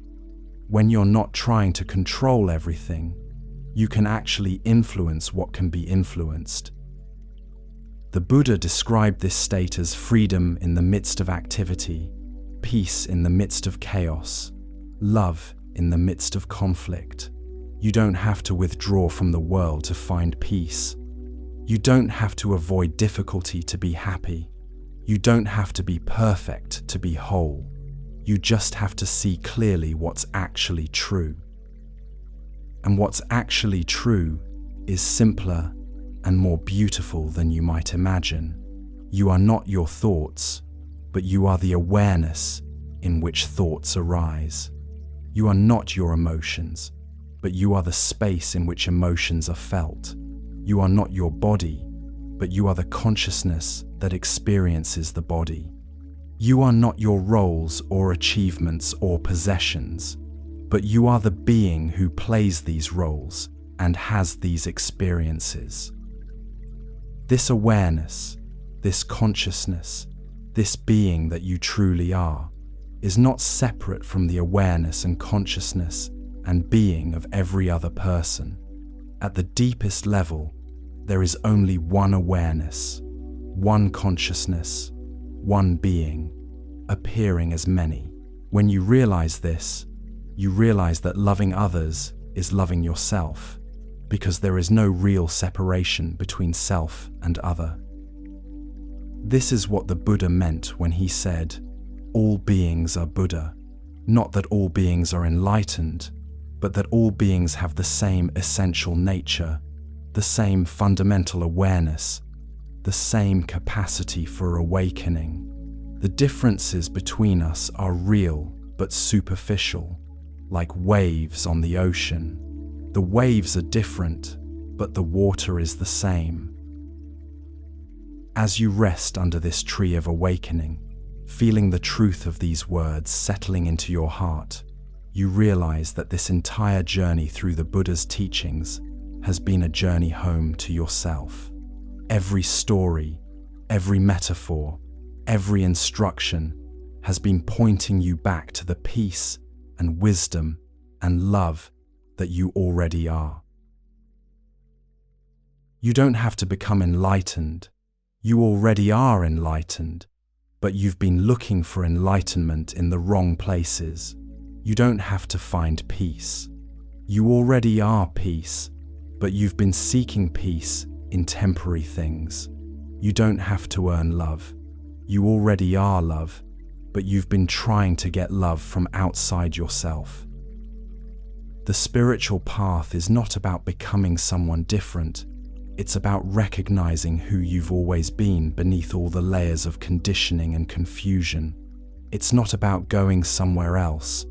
It's about realizing where you've always been beneath all the mental traveling and seeking. It's not about getting something new. It's about uncovering what was never lost. This recognition doesn't happen once and then you're done. It's an ongoing process of remembering and forgetting and remembering again. Some days you'll feel clearly connected to your true nature. Other days you'll feel lost and confused and separate. This is normal. This is human.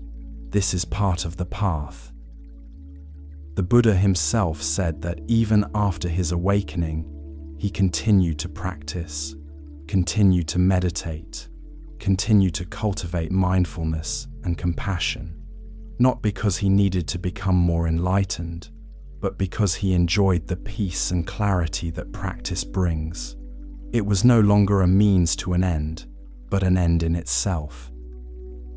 This is what your practice can become, not a desperate attempt to fix yourself or achieve some future state, but a joyful expression of your true nature, a celebration of the awareness and peace and love that you already are.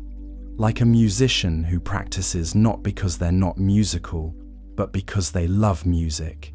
You can practice not because you're not awake, but because you love awakening. The Buddha's final gift to you is this understanding. You are already whole, already complete, already perfect, exactly as you are.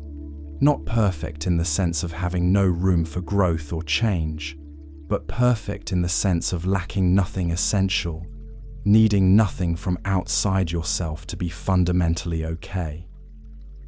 Your circumstances may be difficult, your emotions may be challenging, your thoughts may be chaotic, your body may be in pain, but beneath all of this, at the core of your being, there is something that is always okay, always peaceful, always free. This is what the Buddha called your Buddha nature, and it can never be damaged or destroyed or lost. As our long journey through these ancient teachings comes to its close, you find yourself back where you started, sitting in the peaceful quiet of this moment. But you're not the same person who began this journey. You've been changed by these words, touched by this wisdom, awakened to possibilities you may not have known existed. The external circumstances of your life may be exactly the same as they were when we began, but your relationship to those circumstances has shifted. You've tasted a different way of being, a different way of seeing, a different way of responding to whatever life brings. And once you've tasted this freedom, you can never completely forget it. Tomorrow, when you wake up, you'll have countless opportunities to practice what you've learned tonight, not as a burden or obligation, but as a gift to yourself and to the world. Every moment of mindfulness is a gift. Every act of compassion is a gift. Every choice for peace over conflict is a gift. You don't have to be perfect. You don't have to remember everything. You don't have to change your entire life overnight. You just have to take the next step, make the next choice, plant the next seed.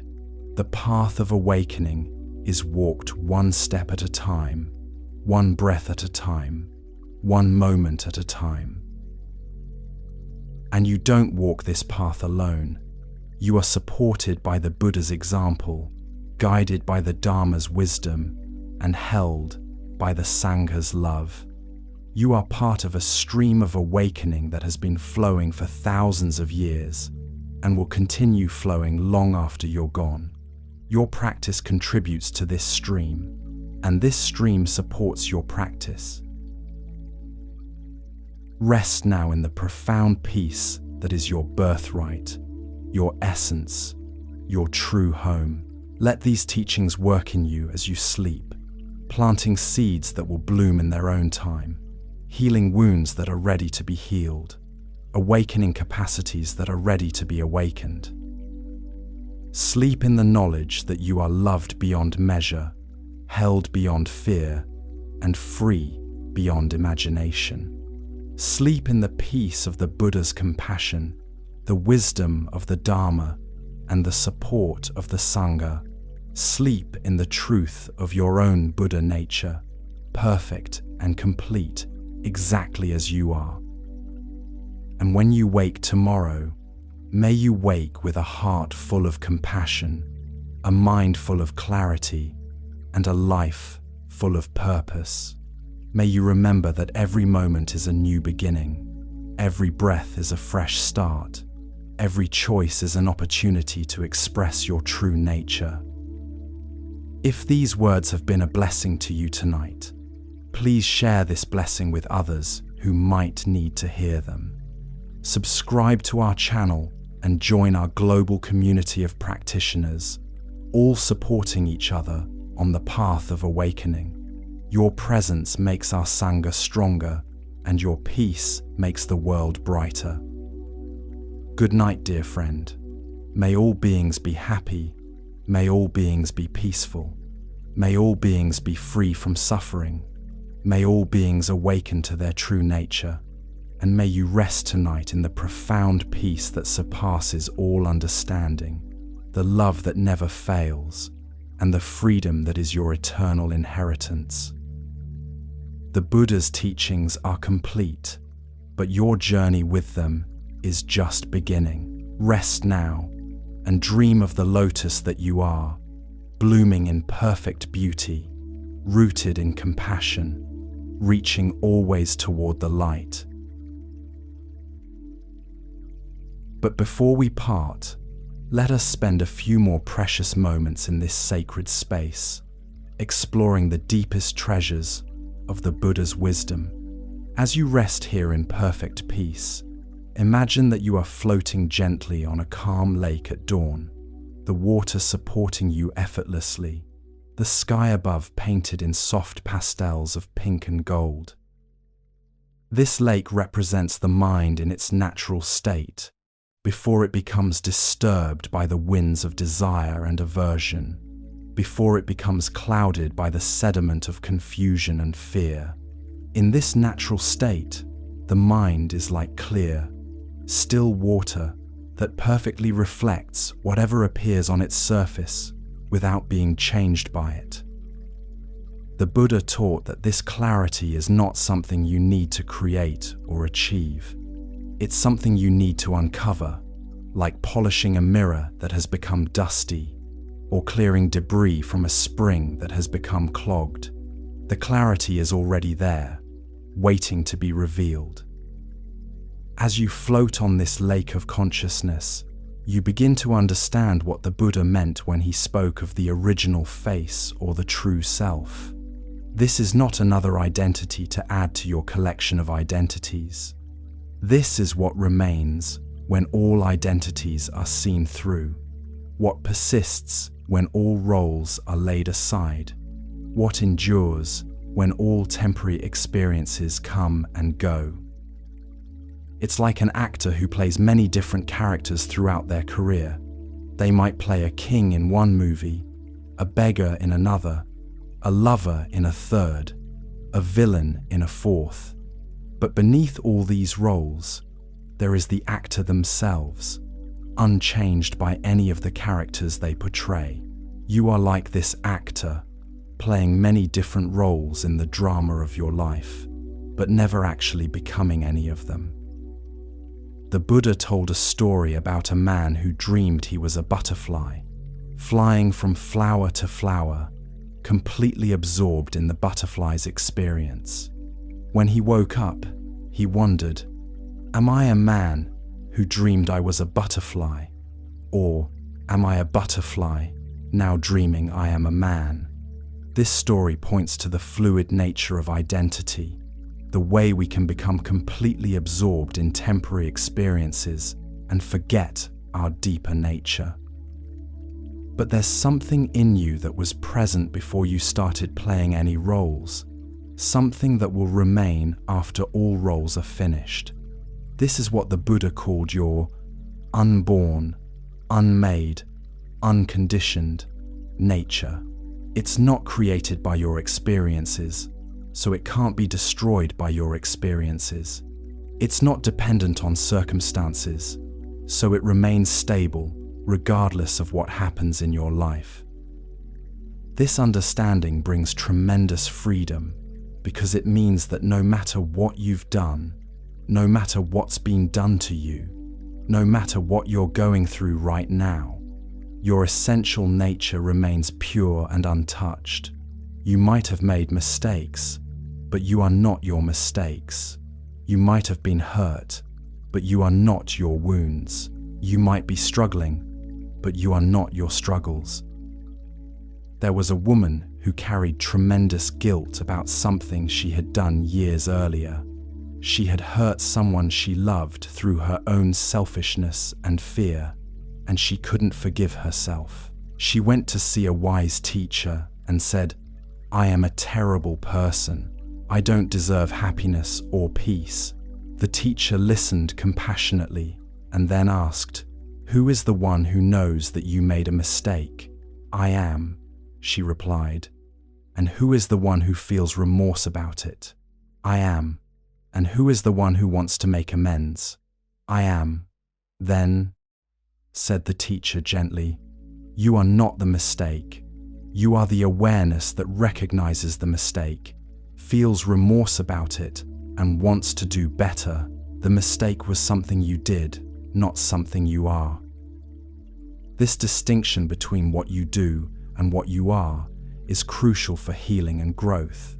When you identify completely with your actions, you become trapped in guilt and shame.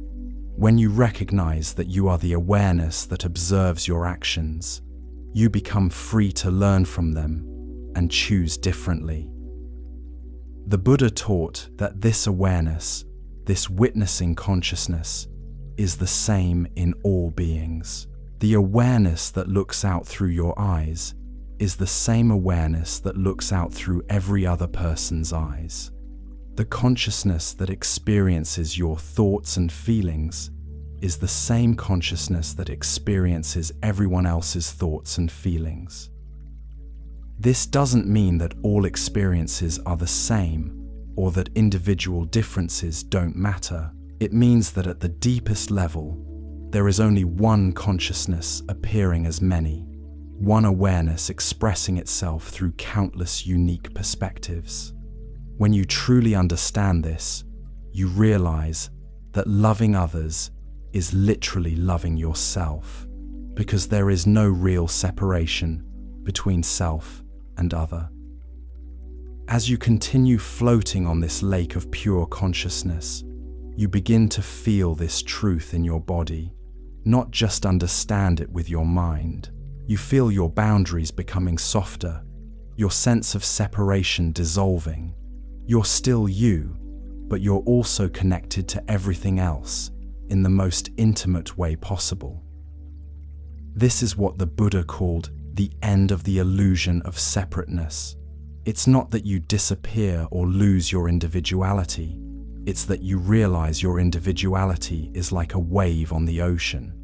The wave is real and unique, but it's not separate from the ocean. It's the ocean expressing itself as a wave. When a wave realizes it's the ocean, it doesn't stop being a wave, but it stops being afraid of other waves, stops competing with other waves, stops feeling isolated from other waves. It realizes that all waves are expressions of the same ocean, all part of the same vast, interconnected whole. This realization brings what the Buddha called great compassion, not as an emotion you feel, but as a natural response to seeing clearly. When you truly understand that all beings are expressions of the same consciousness, hurting others becomes as impossible as your right hand deliberately hurting your left hand. Helping others becomes as natural as your hand helping your foot when it's injured. But this compassion is not sentimental or weak. It's fierce and strong and wise. It sees clearly what will truly help and what will truly harm. Sometimes compassion looks like kindness and gentleness. Sometimes it looks like firm boundaries and difficult truths. But it always comes from a place of recognizing the fundamental unity of all life. The Buddha spoke of this as skillful means, the ability to respond to each situation with exactly what's needed, not what you think should be needed or what would make you feel good about yourself, but what would actually serve the highest good of all involved.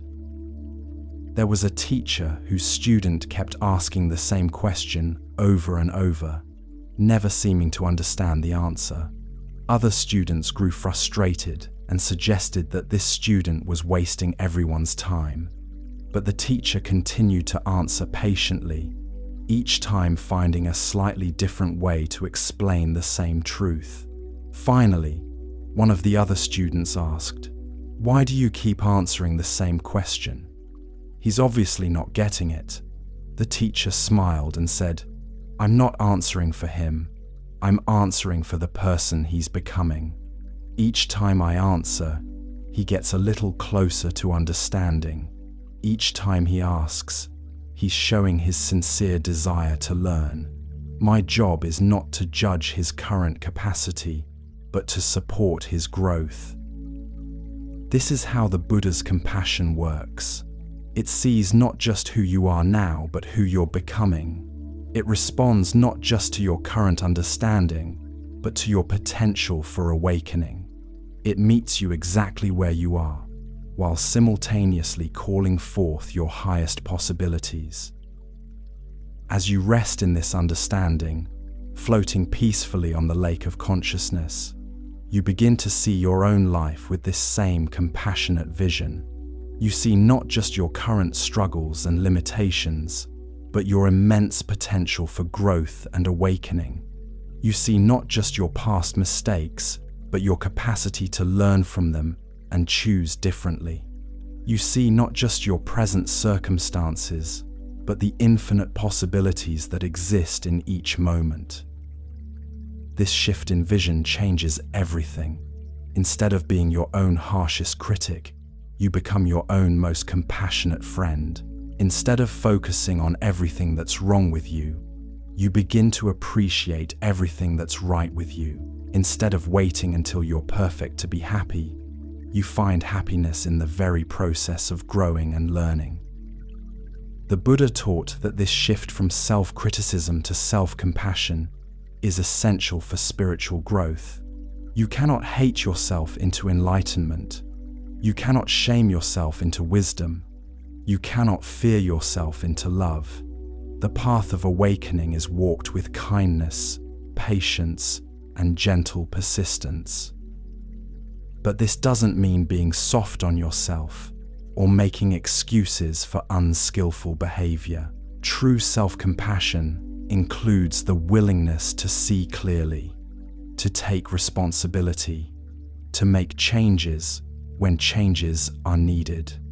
It's like a loving parent who sets clear boundaries not to punish, but to help their child grow into their best self. As you float here in perfect peace, you can feel this loving presence surrounding you and supporting you. It's not coming from outside yourself. It's arising from within, from the deepest part of your own being. This is your Buddha nature, expressing itself as unconditional love for yourself and all beings.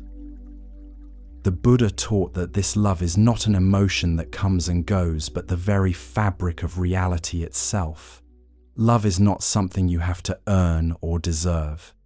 Love is what you are, what everything is, at the most fundamental level. When you align with this truth, you become a conduit for this love to flow into the world. This doesn't mean you'll never feel angry or sad or afraid. These emotions are natural responses to certain situations, and they can contain important information.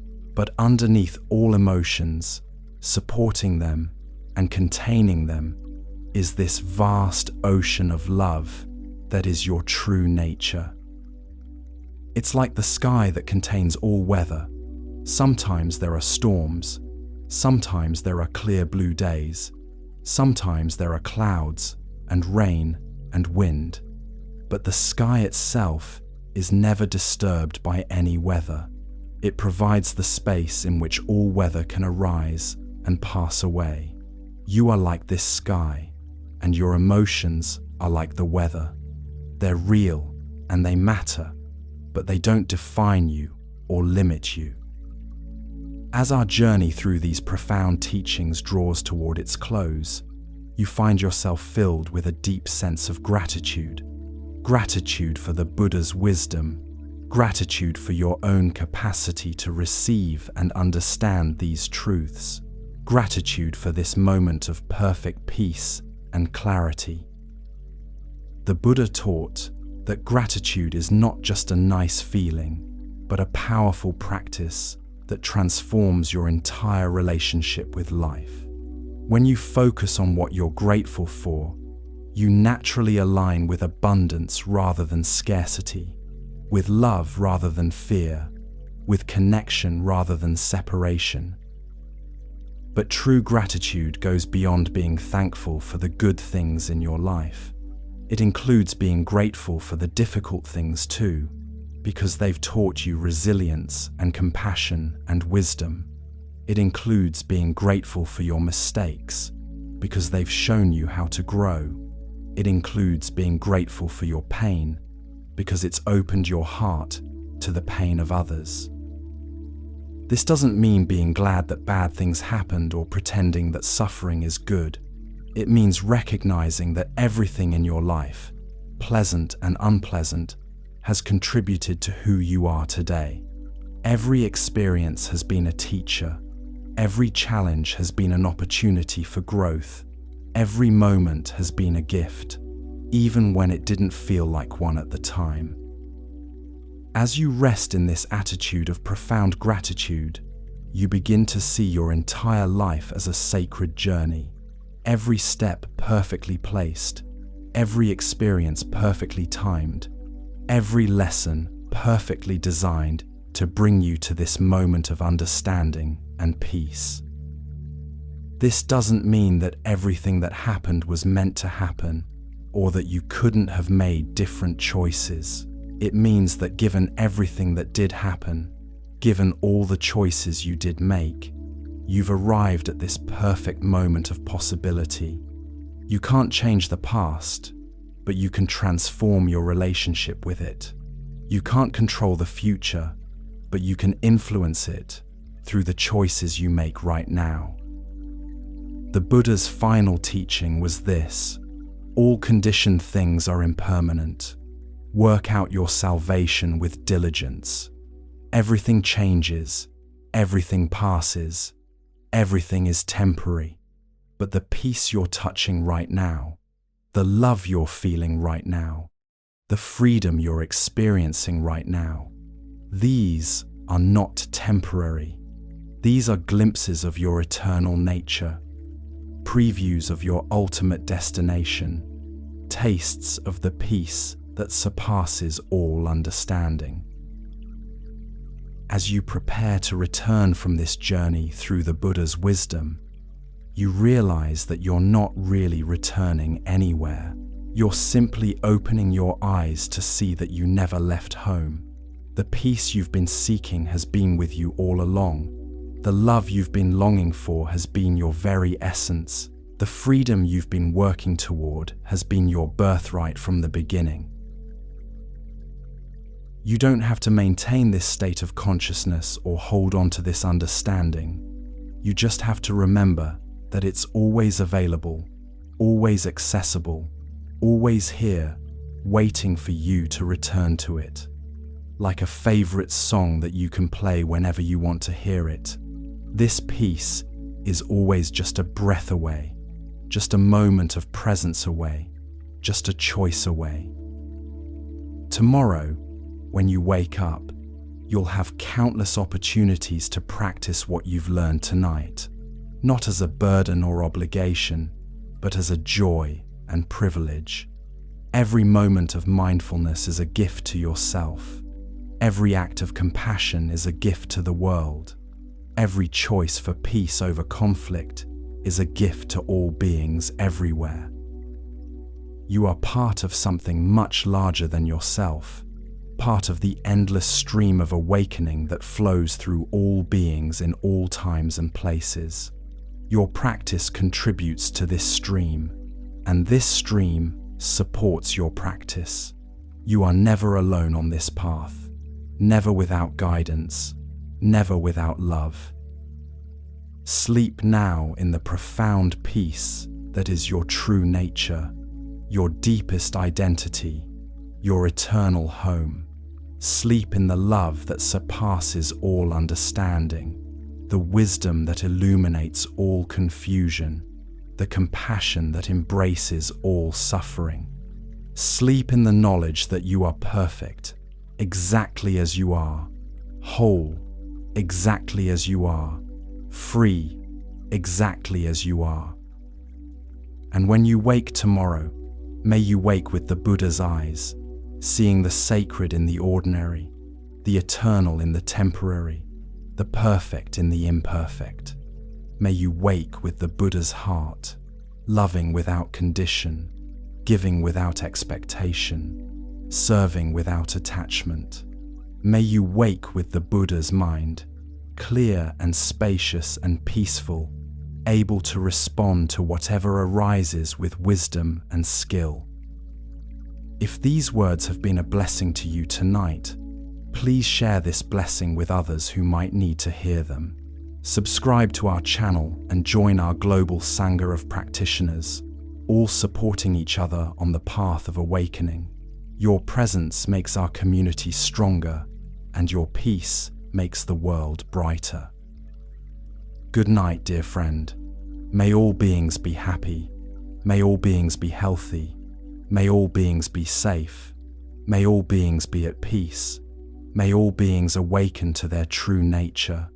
And may you rest tonight in the profound silence that contains all sounds, the perfect stillness that underlies all movement, the eternal peace that is your deepest truth. The Buddha's teachings are complete, but your journey with them continues forever. Rest now in the Dharma, dream in the Dharma, wake in the Dharma. You are the Dharma, and the Dharma is you. There is no separation, no distance, no difference between the teaching and the one who receives it. Sleep peacefully, wake joyfully, live compassionately. The path is endless, and you are always exactly where you need to be on it. Good night, and sweet dreams of awakening. Yet there is still more to discover in this infinite treasury of wisdom, more depths to explore in the ocean of the Buddha's compassion. As you rest here in this sacred silence, imagine that you are walking through a vast library where every book contains a different aspect of the Dharma. Every page holds a key to freedom. Every word is a doorway to awakening. This library exists not in any physical place, but in the space of your own consciousness, in the vast inner landscape where all wisdom ultimately resides. The Buddha taught that everything you need to know is already within you, waiting to be discovered, like a treasure buried in your own backyard that you've been searching for in distant lands. As you walk through this inner library, you come upon a book titled The Art of Letting Go. You open it and find that the pages are blank, but as you look at them with the eyes of understanding, words begin to appear, written in the ink of your own experience, illuminated by the light of your own awareness. Letting go, the first page reads, is not about pushing away or getting rid of anything. It's about relaxing your grip, opening your hands, allowing what wants to leave, and what wants to stay. It's about recognizing that you were never really holding onto anything anyway, that all you're grasping was just a dream of control in a world where everything flows like water through your fingers. You turn the page and find a story about a woman who spent years trying to hold on to her youth, fighting every wrinkle, denying every grey hair, resisting every sign of aging. She exhausted herself in this battle against time, becoming more and more anxious as the years passed, more and more desperate to stop the unstoppable flow of change. One day, she saw an old oak tree in her garden, its bark weathered and scarred, its branches gnarled with age, but somehow more beautiful than any young sapling. She realized that the tree had never fought against its aging, never resisted the seasons, never tried to remain forever young. It had simply grown, changed, adapted, becoming more magnificent with each passing year. In that moment, she understood what the Buddha meant by letting go. She didn't have to like getting older, but she could stop fighting it. She didn't have to pretend that change wasn't happening, but she could stop making it mean something terrible about herself. She could age with grace instead of with resistance, with curiosity instead of with fear. You turn to another page and find the teaching about letting go of outcomes. Plant your seeds, it says, water them with care, give them sunlight and attention, but don't try to control how they grow. Some will become mighty trees, others will remain small bushes, still others will bloom briefly and then return to the earth. Your job is to plant and tend, not to determine the results. This teaching speaks to the part of you that wants to control how your life unfolds, that wants guarantees about the future, that wants to know that your efforts will produce the exact results you're hoping for. But the Buddha taught that this desire for control is one of the deepest sources of suffering, because it puts you at war with the fundamental uncertainty of existence. Life is inherently uncertain, inherently unpredictable, inherently beyond your complete control. You can influence outcomes, but you cannot determine them. You can do your best, but you cannot guarantee success. You can love deeply, but you cannot prevent loss. This is not a flaw in the system. This is the system. When you truly accept this uncertainty, something miraculous happens. Instead of being paralyzed by the fear of unknown outcomes, you become free to act from love rather than from fear, from wisdom rather than from anxiety, from presence rather than from projection into an imaginary future. You close this book and pick up another titled, The Practice of Presence. As you open it, you're immediately drawn into its first teaching. The present moment is the only moment in which you can actually live. The past exists only in memory. The future exists only in imagination. But this moment, right now, is real. It's alive. It's the only place where life actually happens. Most people, the book explains, spend very little time in the present moment. They're either reliving the past, trying to understand it, fix it, or change it, or they're projecting into the future, planning it, worrying about it, or fantasizing about it. But life is not happening in the past or the future. Life is happening now. This doesn't mean you should never think about the past or plan for the future. It means you should do your thinking and planning from a place of presence, from a foundation of being fully here now. When you're present, your thinking becomes clearer, your planning becomes more effective, your responses become more appropriate to what's actually happening, rather than to what you imagine is happening. You read about a man who spent years regretting a decision he had made in his 20s. He replayed the scenario over and over in his mind, imagining how different his life would have been if he had chosen differently.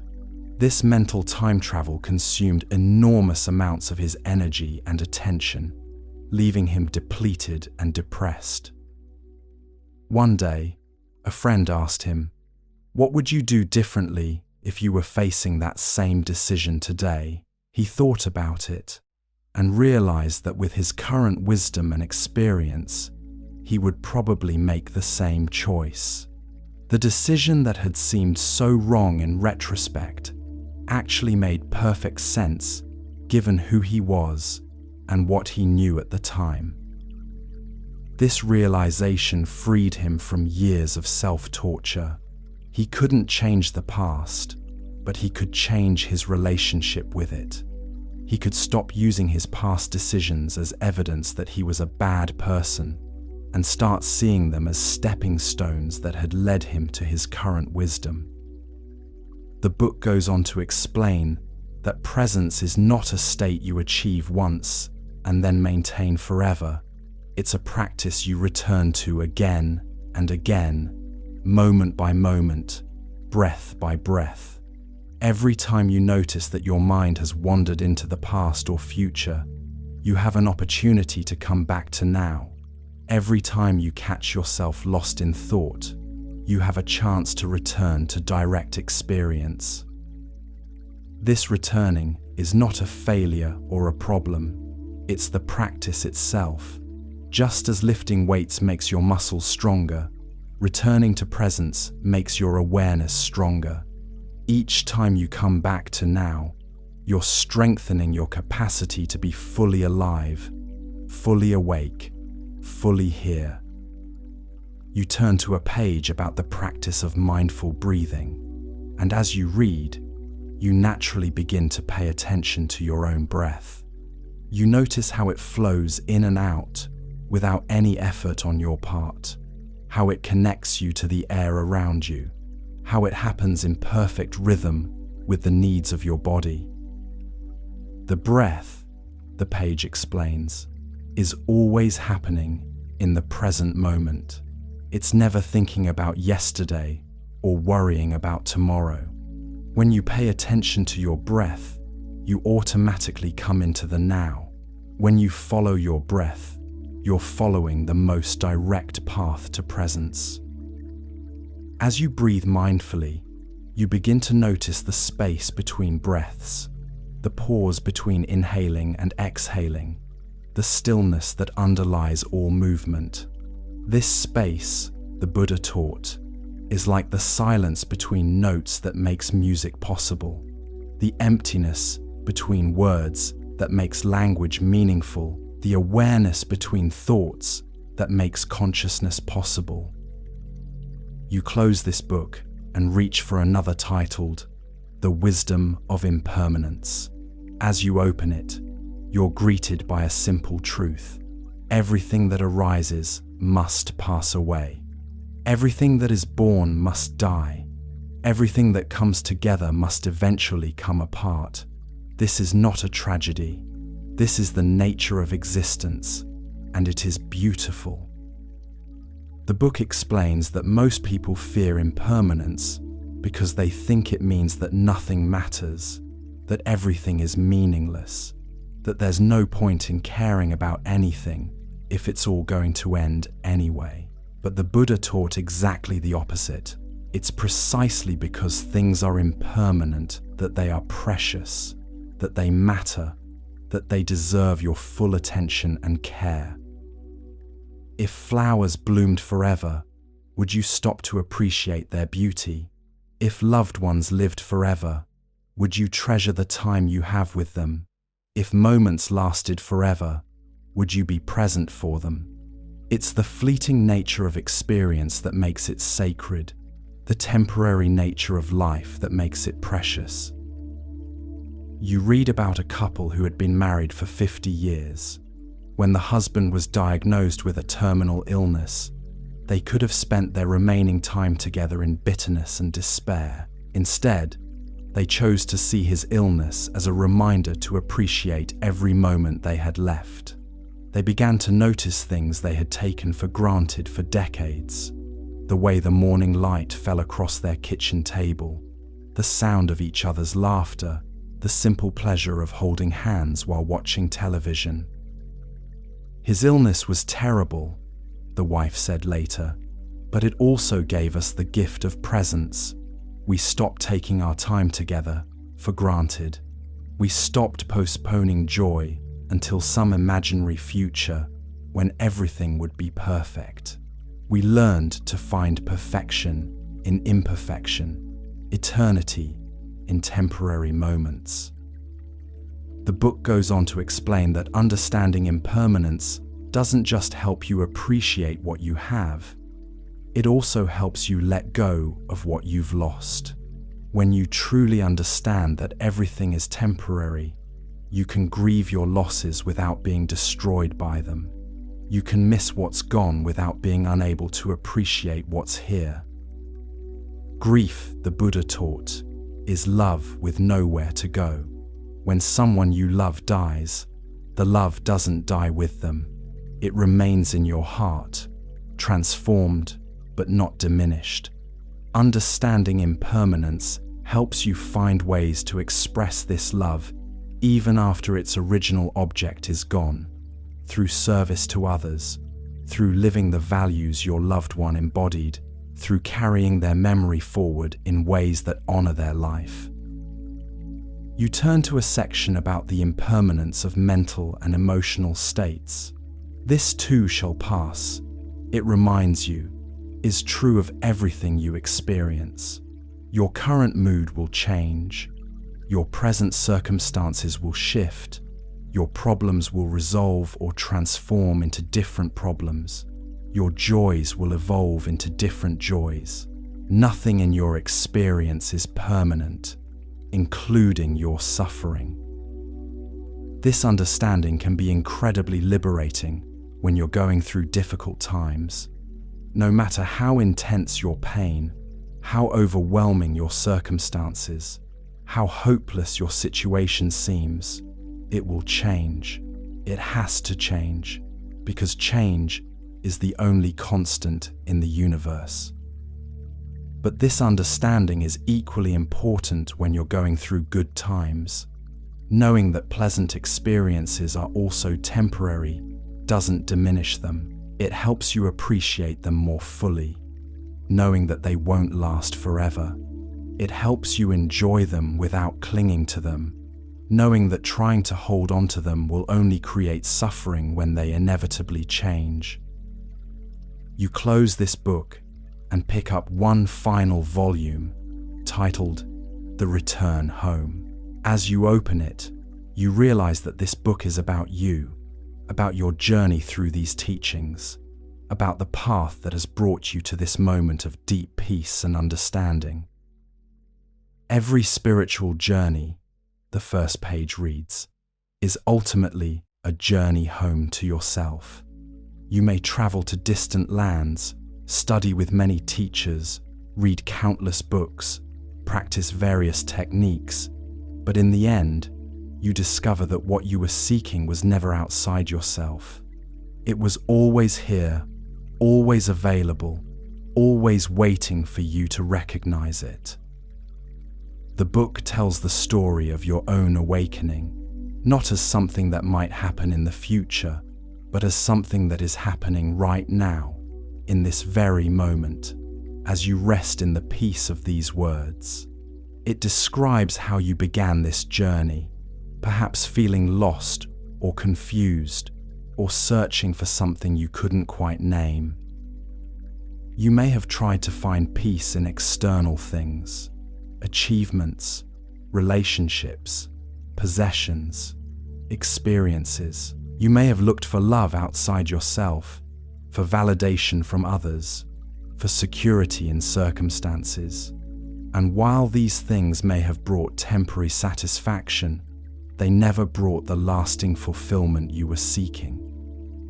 Then, you began to turn inward, to explore the landscape of your own consciousness, to investigate the nature of your own mind and heart. You began to practice presence, to cultivate awareness, to develop compassion for yourself and others. You began to see that the peace you were seeking was not something to be found, but something to be uncovered, not something to be achieved, but something to be recognized.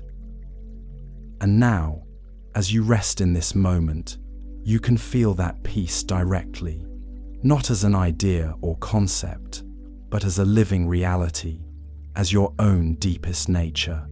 You can feel the love that you are, the awareness that you are, the freedom that you are. This is not something new that you've gained. This is something eternal that you've remembered. The book goes on to describe what happens after this recognition, how you integrate this understanding into your daily life, how you live from this place of peace while still engaging fully with the world. It explains that awakening is not an escape from life, but a deeper engagement with life, not a withdrawal from the world, but a more skillful participation in the world. When you know who you truly are, you're free to play all your roles without being trapped by any of them. When you rest in your essential nature, you can respond to circumstances without being controlled by them. When you're established in peace, you can engage with conflict without losing your center. This doesn't mean you become emotionally flat or spiritually bypassing.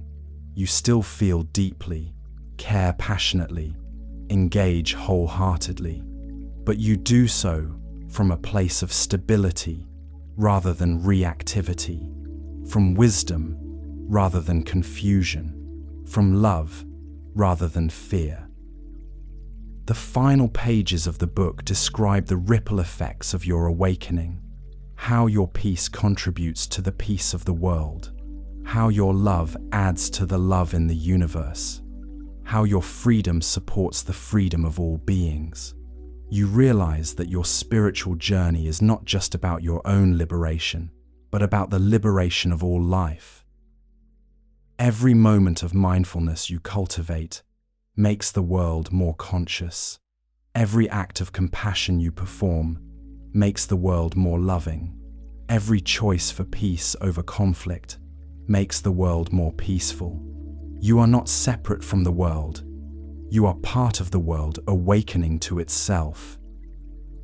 As you close this final book and prepare to leave this inner library, you realize that you're not really leaving at all. This library exists within you always. These teachings are part of you now. This wisdom is your wisdom. This peace is your peace. This love is your love. You can return here anytime you need to remember who you are, anytime you need to reconnect with your deepest truth, anytime you need to find your way back home to yourself. The path is always available. The door is always open. The welcome is always warm.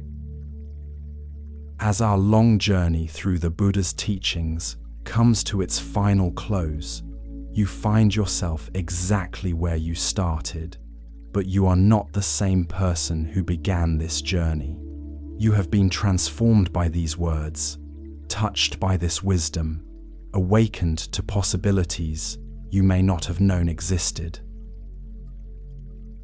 The Buddha's final promise to you is this: the peace you've touched tonight is not temporary.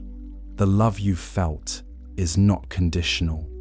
The freedom you've experienced is not dependent on circumstances. These are glimpses of your true nature, and your true nature is eternal, unchanging, always available. You may forget this truth sometimes. You may get caught up in the dramas and challenges of daily life. You may lose touch with this peace and wonder if it was real, but it will always be here, waiting for you to return, ready to welcome you home whenever you're ready to come back.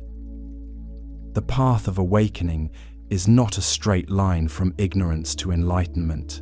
It's a spiral, circling back to the same truths again and again, but each time from a deeper level of understanding. Each time you return to these teachings, you'll discover new layers of meaning, new depths of wisdom, new dimensions of peace. Tomorrow morning, when you wake up, you'll have countless opportunities to practice what you've learned tonight, not as a burden or obligation, but as a gift and privilege. Every moment of presence is a gift to yourself. Every act of kindness is a gift to the world. Every choice for wisdom over ignorance is a gift to all beings everywhere. You are part of something much larger than yourself, part of the endless stream of awakening that flows through all beings in all times and places. Your practice contributes to this stream, and this stream supports your practice. You are never alone on this path, never without guidance, never without love.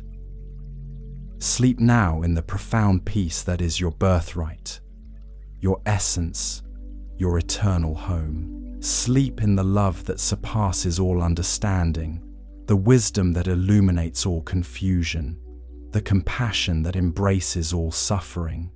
Sleep in the knowledge that you are perfect exactly as you are, whole exactly as you are, free exactly as you are.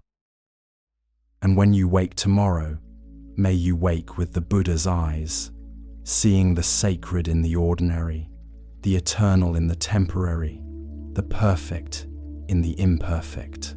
May you wake with the Buddha's heart, loving without condition, giving without expectation, serving without attachment. May you wake with the Buddha's mind, clear and spacious and peaceful, able to respond to whatever arises with wisdom and skill.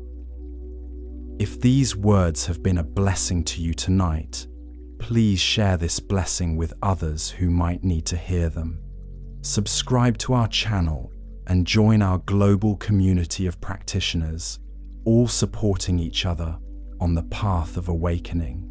Your presence makes our Sangha stronger, and your peace makes the world brighter. Good night, dear friend. May all beings be happy. May all beings be healthy. May all beings be safe. May all beings be at peace. May all beings awaken to their true nature. And may you rest tonight in the profound silence that contains all sounds, the perfect stillness that underlies all movement, the eternal peace that is your deepest truth. The Buddha's teachings are complete, but your journey with them continues forever. Rest now in the Dharma, dream in the Dharma, wake in the Dharma. You are the Dharma, and the Dharma is you. There is no separation, no distance, no difference between the teaching and the one who receives it. Sleep peacefully, wake joyfully, live compassionately. The path is endless, and you are always exactly where you need to be on it. Good night, and may your dreams be filled with the light of awakening, the warmth of compassion, and the infinite peace of your true nature. But before we truly part ways, let us rest together for just a few moments more in this sacred space of silence and understanding. As you settle even deeper into the peace that has been growing within you throughout this journey, imagine that you are sitting in a circle with all the beings throughout history who have walked this path of awakening before you. Here sits the Buddha himself, his face radiant with compassion, his presence emanating the perfect peace that comes from complete understanding. Here sit the countless monks and nuns who have dedicated their lives to preserving and sharing these teachings. Here sit the lay people who have found liberation while living ordinary lives, raising families, working jobs, facing the same challenges you face every day. Here sit the teachers and students, the seekers and the finders, the questioners and the answerers, all united by their shared commitment to awakening, to freedom, to the end of suffering for themselves and all beings. You are part of this timeless community, this eternal Sangha, this unbroken chain of wisdom that stretches back 2,500 years and will continue long into the future. As you sit in this circle of awakened beings, you realize that you are not just receiving these teachings, but also transmitting them. Every moment of peace you cultivate becomes part of the collective peace of humanity. Every act of compassion you perform adds to the sum total of love in the world. Every choice for wisdom over ignorance contributes to the gradual awakening of our entire species. The Buddha taught that there are 3 ways to learn: through study, through reflection, and through direct experience. Tonight, you have engaged in all 3. You have studied these ancient teachings, reflected on their meaning in your own life, and experienced directly the peace and freedom they point toward. But learning is not the end goal. The goal is transformation, the actual embodiment of these truths in your daily life. The goal is to become so established in peace that nothing can disturb your fundamental equanimity. The goal is to become so rooted in love that your natural response to any situation is compassion. The goal is to become so clear in your understanding that you see through the illusions that cause suffering. This transformation doesn't happen overnight. It's a gradual process, like the slow growth of a tree or the patient carving of a sculpture. Each day of practice adds another ring of wisdom to your inner tree. Each moment of mindfulness removes another chip of ignorance from the sculpture of your true self. Sometimes the progress feels slow, almost imperceptible.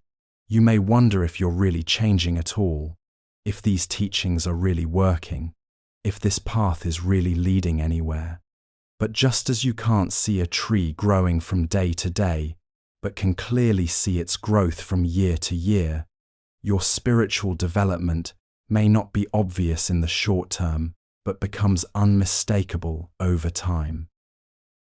People who knew you years ago will notice something different about you, something they can't quite put their finger on. You seem more peaceful, more present, more genuinely happy. You seem less reactive, less defensive, less caught up in drama and conflict. You seem to have found something that many people spend their whole lives searching for. What you've found is not something new but something ancient, not something foreign but something intimately familiar, not something you acquired but something you remembered. You've found your way back to your true nature, your original face, your Buddha nature that was never actually lost.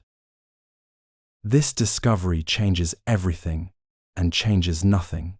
You're still the same person with the same life and the same circumstances, but your relationship to all of it has fundamentally shifted. You're no longer fighting with reality, no longer at war with yourself, no longer desperately seeking happiness in all the wrong places. Instead, you've learned to find happiness in the simple fact of being alive, peace in the present moment, regardless of its content, love in the basic recognition of your shared humanity with all beings. These are not small achievements. These are the greatest accomplishments possible for a human being. The Buddha taught that there are 4 kinds of happiness.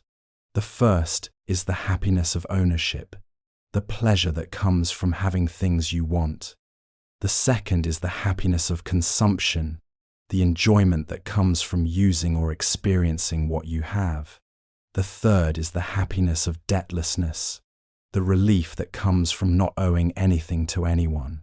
But the fourth and greatest happiness is the happiness of blamelessness, the deep peace that comes from living in harmony with your deepest values. This fourth happiness is what you've been cultivating through your engagement with these teachings. It's the happiness that comes from knowing that you're living with integrity, that you're doing your best to reduce suffering and increase peace, that you're contributing to the well-being of all life, rather than just pursuing your own narrow interests. This happiness doesn't depend on external circumstances. It doesn't require you to have certain things or avoid certain experiences. It doesn't demand that other people behave in particular ways or that the world conform to your preferences. It arises naturally from the alignment between your actions and your deepest understanding of what is true and good and beautiful. As you rest in this understanding, feeling the profound contentment that comes from this alignment, you realize that this is what the Buddha meant by nirvana. Not some distant realm you go to after death, but a way of being that is available right here, right now, in this very moment. Nirvana literally means the blowing out or the extinguishing. What is extinguished is not your personality or your individuality or your capacity to feel and care and engage with life. What is extinguished is the fire of craving, the burning of dissatisfaction, the fever of constantly wanting things to be different than they are. When this fire is extinguished, what remains is not emptiness but fullness, not numbness but sensitivity, not withdrawal but engagement. What remains is the natural state of consciousness, when it's not disturbed by the endless pursuit of pleasure and avoidance of pain. This natural state is characterized by three qualities that the Buddha called the three jewels of enlightenment: perfect wisdom, perfect compassion, and perfect peace.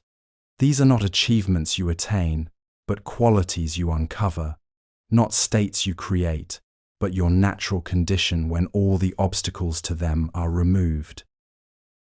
Perfect wisdom is seeing things as they actually are, rather than as you wish they were, or fear they might be. It's understanding the true nature of impermanence, interdependence, and the absence of a separate self.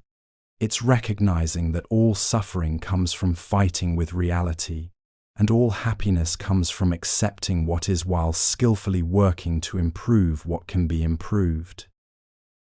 Perfect compassion is the natural response of a heart that sees clearly. When you truly understand that all beings want to be happy and free from suffering, just as you do, when you recognize that all beings are doing their best with their current level of understanding, when you see that everyone's actions arise from either love or a cry for love, compassion arises spontaneously. Perfect peace is the stillness that underlies all activity, the silence that contains all sounds, the space that holds all experiences. It's not the absence of challenges or difficulties, but the presence of an unshakable equanimity that remains stable regardless of what arises in your experience. These three qualities are not separate from each other, but different aspects of the same awakened consciousness. Wisdom without compassion becomes cold and detached. Compassion without wisdom becomes sentimental and ineffective. Peace without wisdom and compassion becomes indifferent and self-centered.